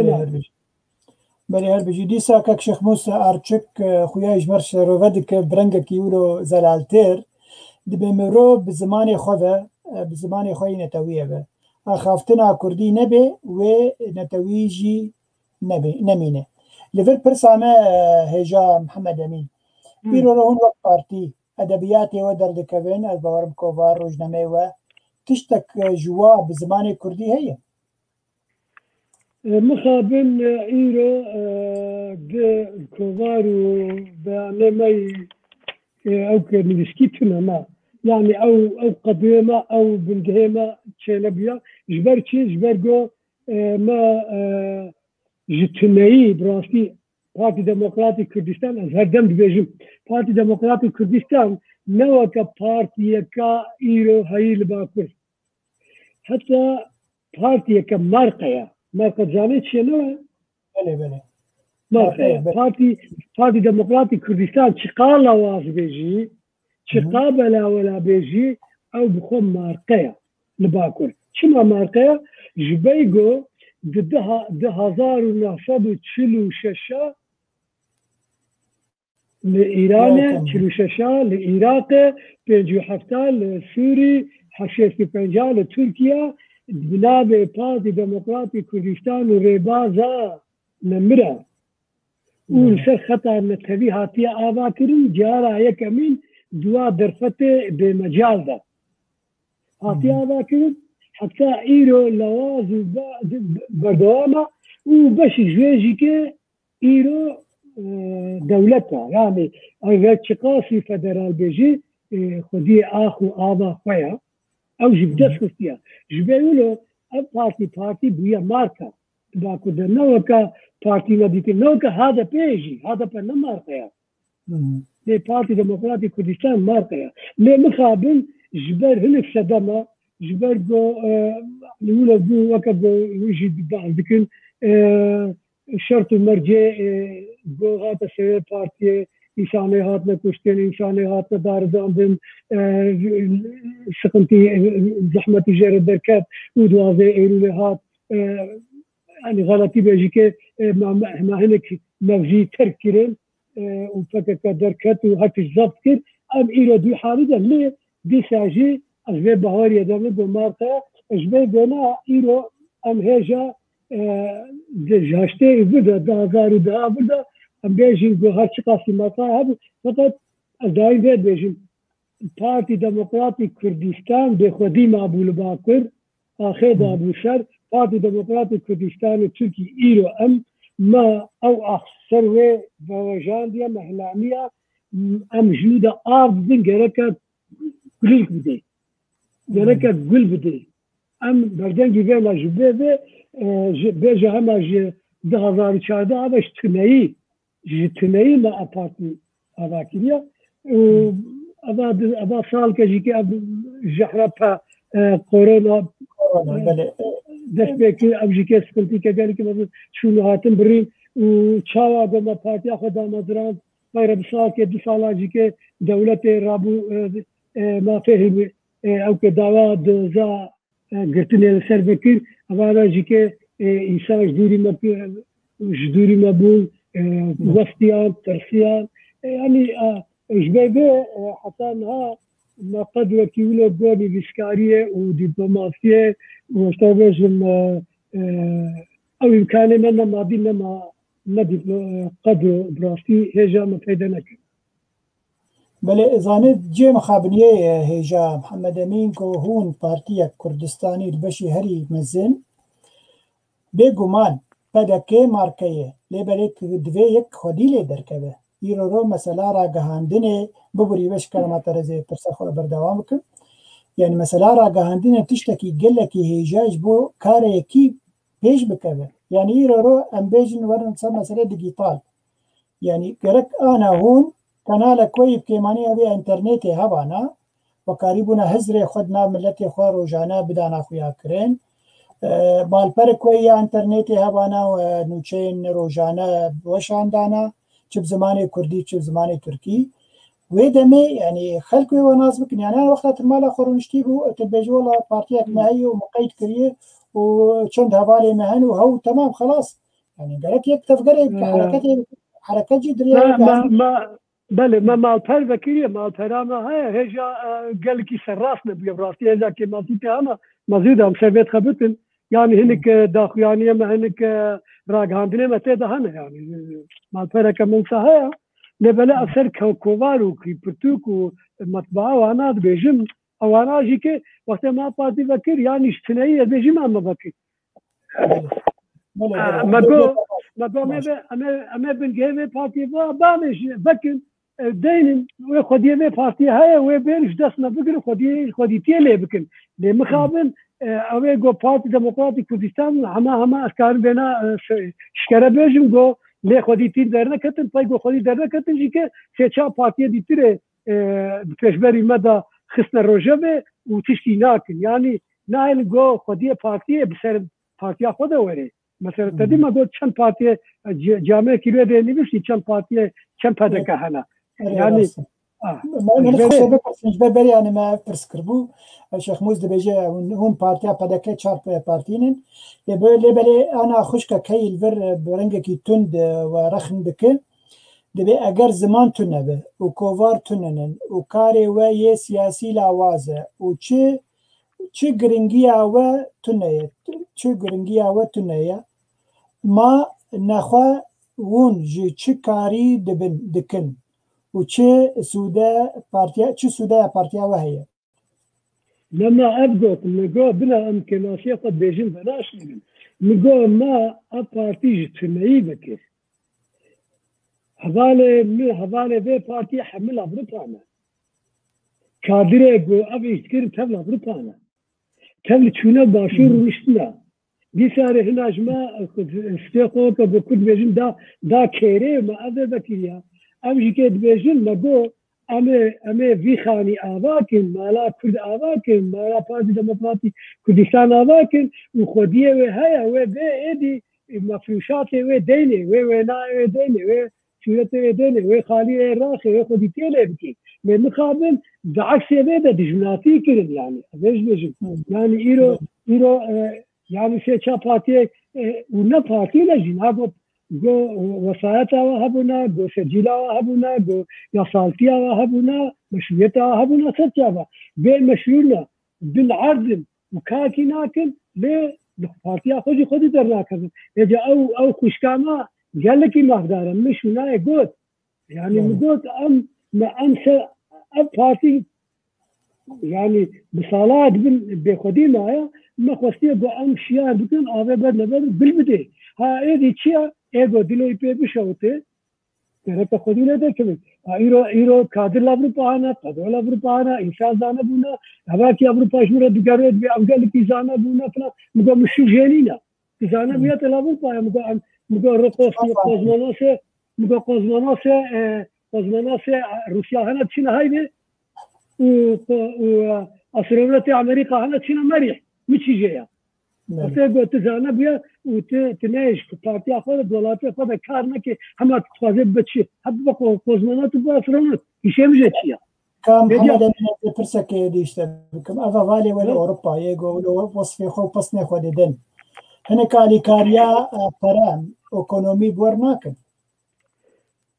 بلادش مناتيا ما نكن ككو ما نكن غير بكاون شتكن بابهم تجينا كل باكوريا يتمرس حبسه دبوي تنفسيت شيء تزارك خد يخوندن معيشتات خوشة وتجمرت بيت سياستات لوازع كلام كود بكم بيشان تزانا بويا تعلم يا دبلوماسية زانه تزمانة زانه كلام بكم بيشان مو مبي فاتي ما ممكن ذكرم فيش بو ديرو كي بيجم هيجا محمد أمين إسلام كي والفر هي بناوي رودي الكن براستي مروفكي قلكي زيركي وشالاكي بسبارتيا دكه ناوي رودي الكن جي باجر رودي الكن أو دي بس بارتي ديمقراطي كردستان رودي الكن الناس ناكن أما كيغو قنجا برا دنجي مدكي برا الويدري نونرتيا بارتيا خبكي دكه ودافكاريش كهايام جيتنا شكيرتكي دبي جوش بشي دبي هي بكر بنهي از بيجمته بشي دي بنعردن كان ناين نا تشكي ناكي بالعادي راجل سلاح بابي تويجي ناكي يتزاعتكي او دوستي ما بلا كلامك اگر دلسوزه دوزه Parti Demokratik Kürdistan yasala kanuniya az damga ke lekhum و رخصت بدمه برالودره جي بارتي بك كاري خو بك انا بيا راست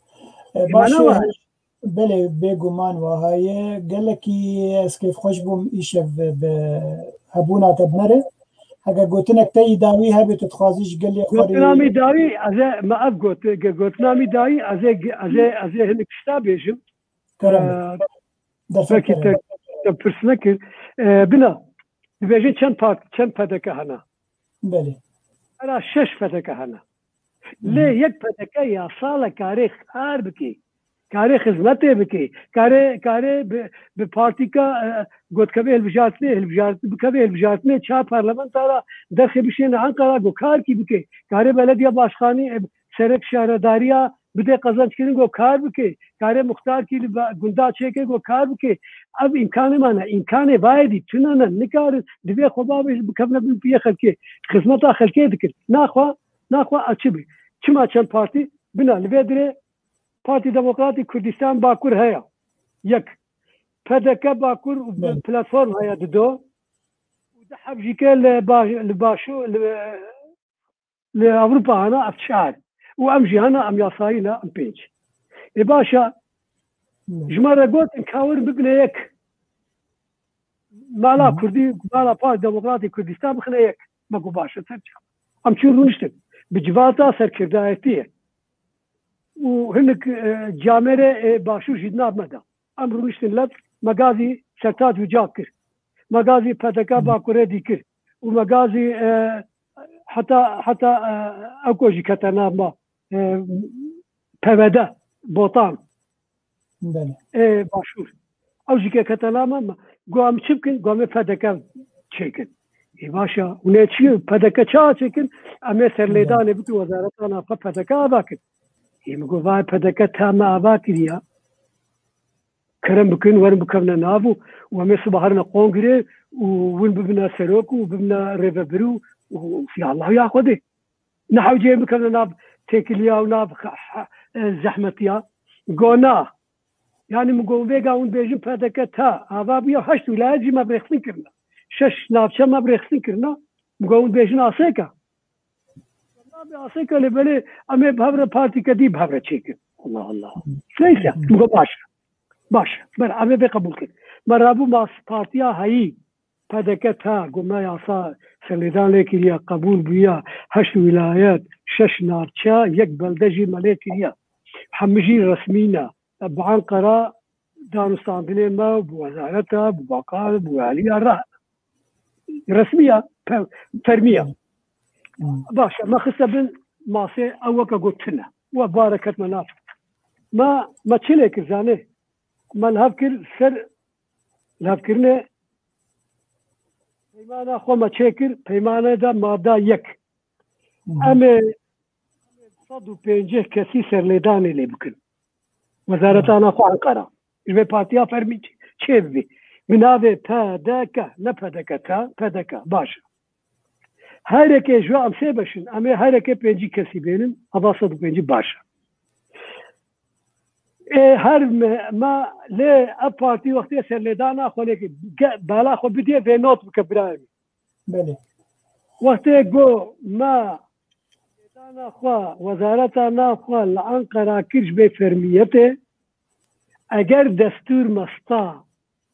اره کرج مرا وزارته پارتی دموکراتی کردستان هایی آفمه فرمی و خو فسخته بشداری زیانو بوده اگر گو به پارتیا گو امه چیکن وزارت نافع عنقره قبول نکن نپجیرا هنگه ام حمی پارتیا پدکه تای گو هیا فرمیا دیده کده امه حمی دیده جیه خو بستین تمام قلت باشو أنا باشا تمام ما بارتي ما تنا حيرة فهمتك أم خبتي مهي دجارة مجبين شكر هر مهي دجارة مهي وسهمي مجبين يقول الداخل سن أبجبين جيلها وليرشين هر جبينا قوام تكنجي أم تقول دكن دوز فينا ده تشبويا أم إمزاتكن از إمزاتكن سرتاج إمزاتكن فبدا إمزاتكن باش يا عاوجي مولى إمزاكريا بارتي قوتشي نبو بدكا ونتنت كفنا بدكا تا وقوتشي وبدكا خفصت كبير باش ما هشت مها أفكار كر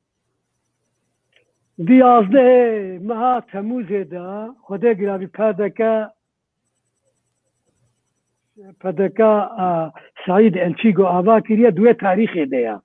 دیازده تموز دیا معانی روژه بدصاد و 24 کسا مغرنیرا ما اوراقی و تمام توب کرن خلطة چانتام فين عنقرة وزارتها نافقة بله وزارتها نقرت قبول نكر إيرو صبا قبول نكر ومهاتنا مع الأخوة ها كاركات شمكن كاكو القوراتا القور بايمانة ودانية يا باشا بايمان قبول نكر ناتن يعني ندقوتن شما مكر چما لە گوتنە خۆ خۆدی دەرنەکەتن بێژە ئەێ پرسێ جەرابێ تە دکم چما مانا مەگازی واکە مەگۆکەکە گوها بنە پەیمانامە هەبوو پارتیامە هەبوو مەژبەی خاترەوە گوتنە وەبوەرەکەتە نا پارتیەکە دی بەعینی ناوی و بەعینی بەعینی ڕێبازی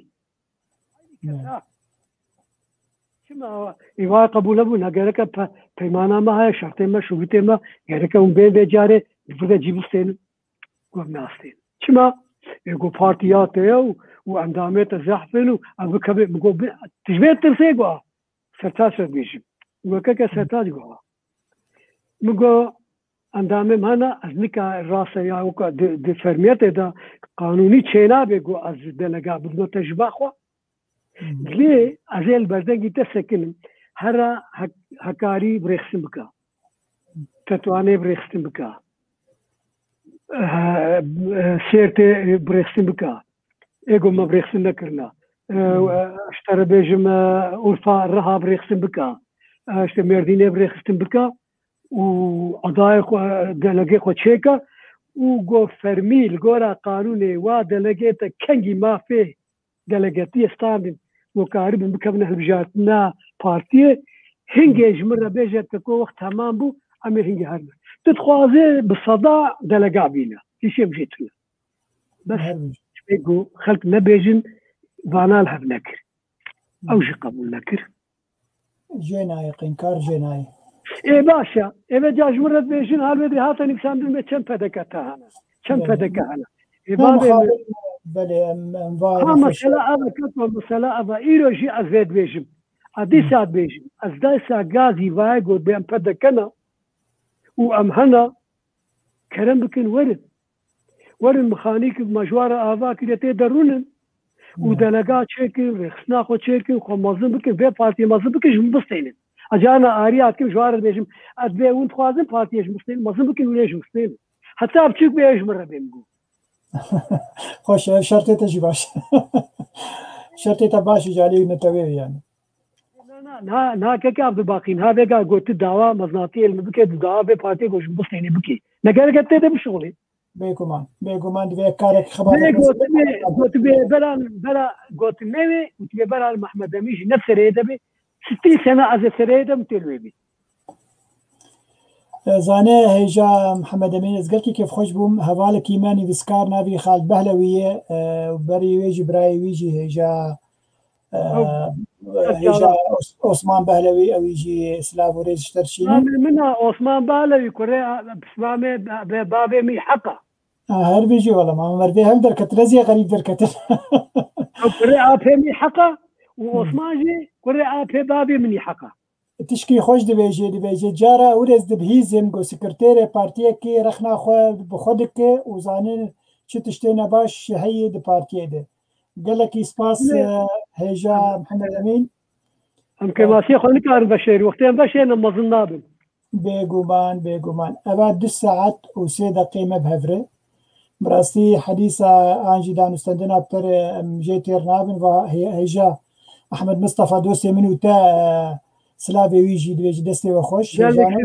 مژی ji تەرە جەنابێتەرە ژەڤالێتەرە شتەماشەوانێ پرسیویرە تەبارە هەنا و ئەز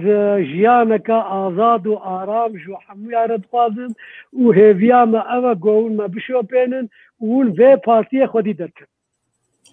باشە گەلێکی سپاس هێژا محەممەد ئەمین قەرداش گۆ 2 ساعتان بهەورێنێن ئەم گەلکی کێف خۆش بوون جارێک دی بناوێ خۆ و ناوێ یەکیتیا گشتی ئانی ویسکار و ڕۆژەمەوانێن کوردستانە ڕۆژاوا خێراتنێ و سپاسیاتە دکم و سپاسیەژە هەمی کەسێک گۆمە شۆپاندن ئەوا 2 ساعتە وش بۆ نیوساندنێن وە و تاریقین وان کۆمەنتارین وە و سپاسیەک تایبەت جارەکە دی ئەمێ بێژن ئەفکارمەندێمەی گۆل هەندێک کۆنترۆلێ کار دکن هەیژا ڕقیە ئەحمەد حاجی و وەکی دژی یسرا زوبێر ئەم سپاسیە ئەژی گەلێکی کێ خۆش بوو و شادومان بووم گۆوا ئەم خستە مێڤان و بڕاستیژی ئەم گەلێکی سلاوێ خۆ دووبارە دکن و ژوا قەدوێ خۆرە ژوا خویشکێ مرەژی بێژە ینی پچکی ژمارەژی کار بکن ژمارەژی هەبێ يعني برا بشي مسايش ما رجي خرج كده ان شاء الله مكاربن ولو جارنا وابشين باليته بو اليكاريا بارتيا وبكن بيغمان ما خلكمي باكوري جنن ووالن كچن باكوريا جل كيزيركن باشه ام هاتن داویا خلقا خو گلی جاميرا بمنن خوشيه ده جل كي مالا وابا سپاس سلام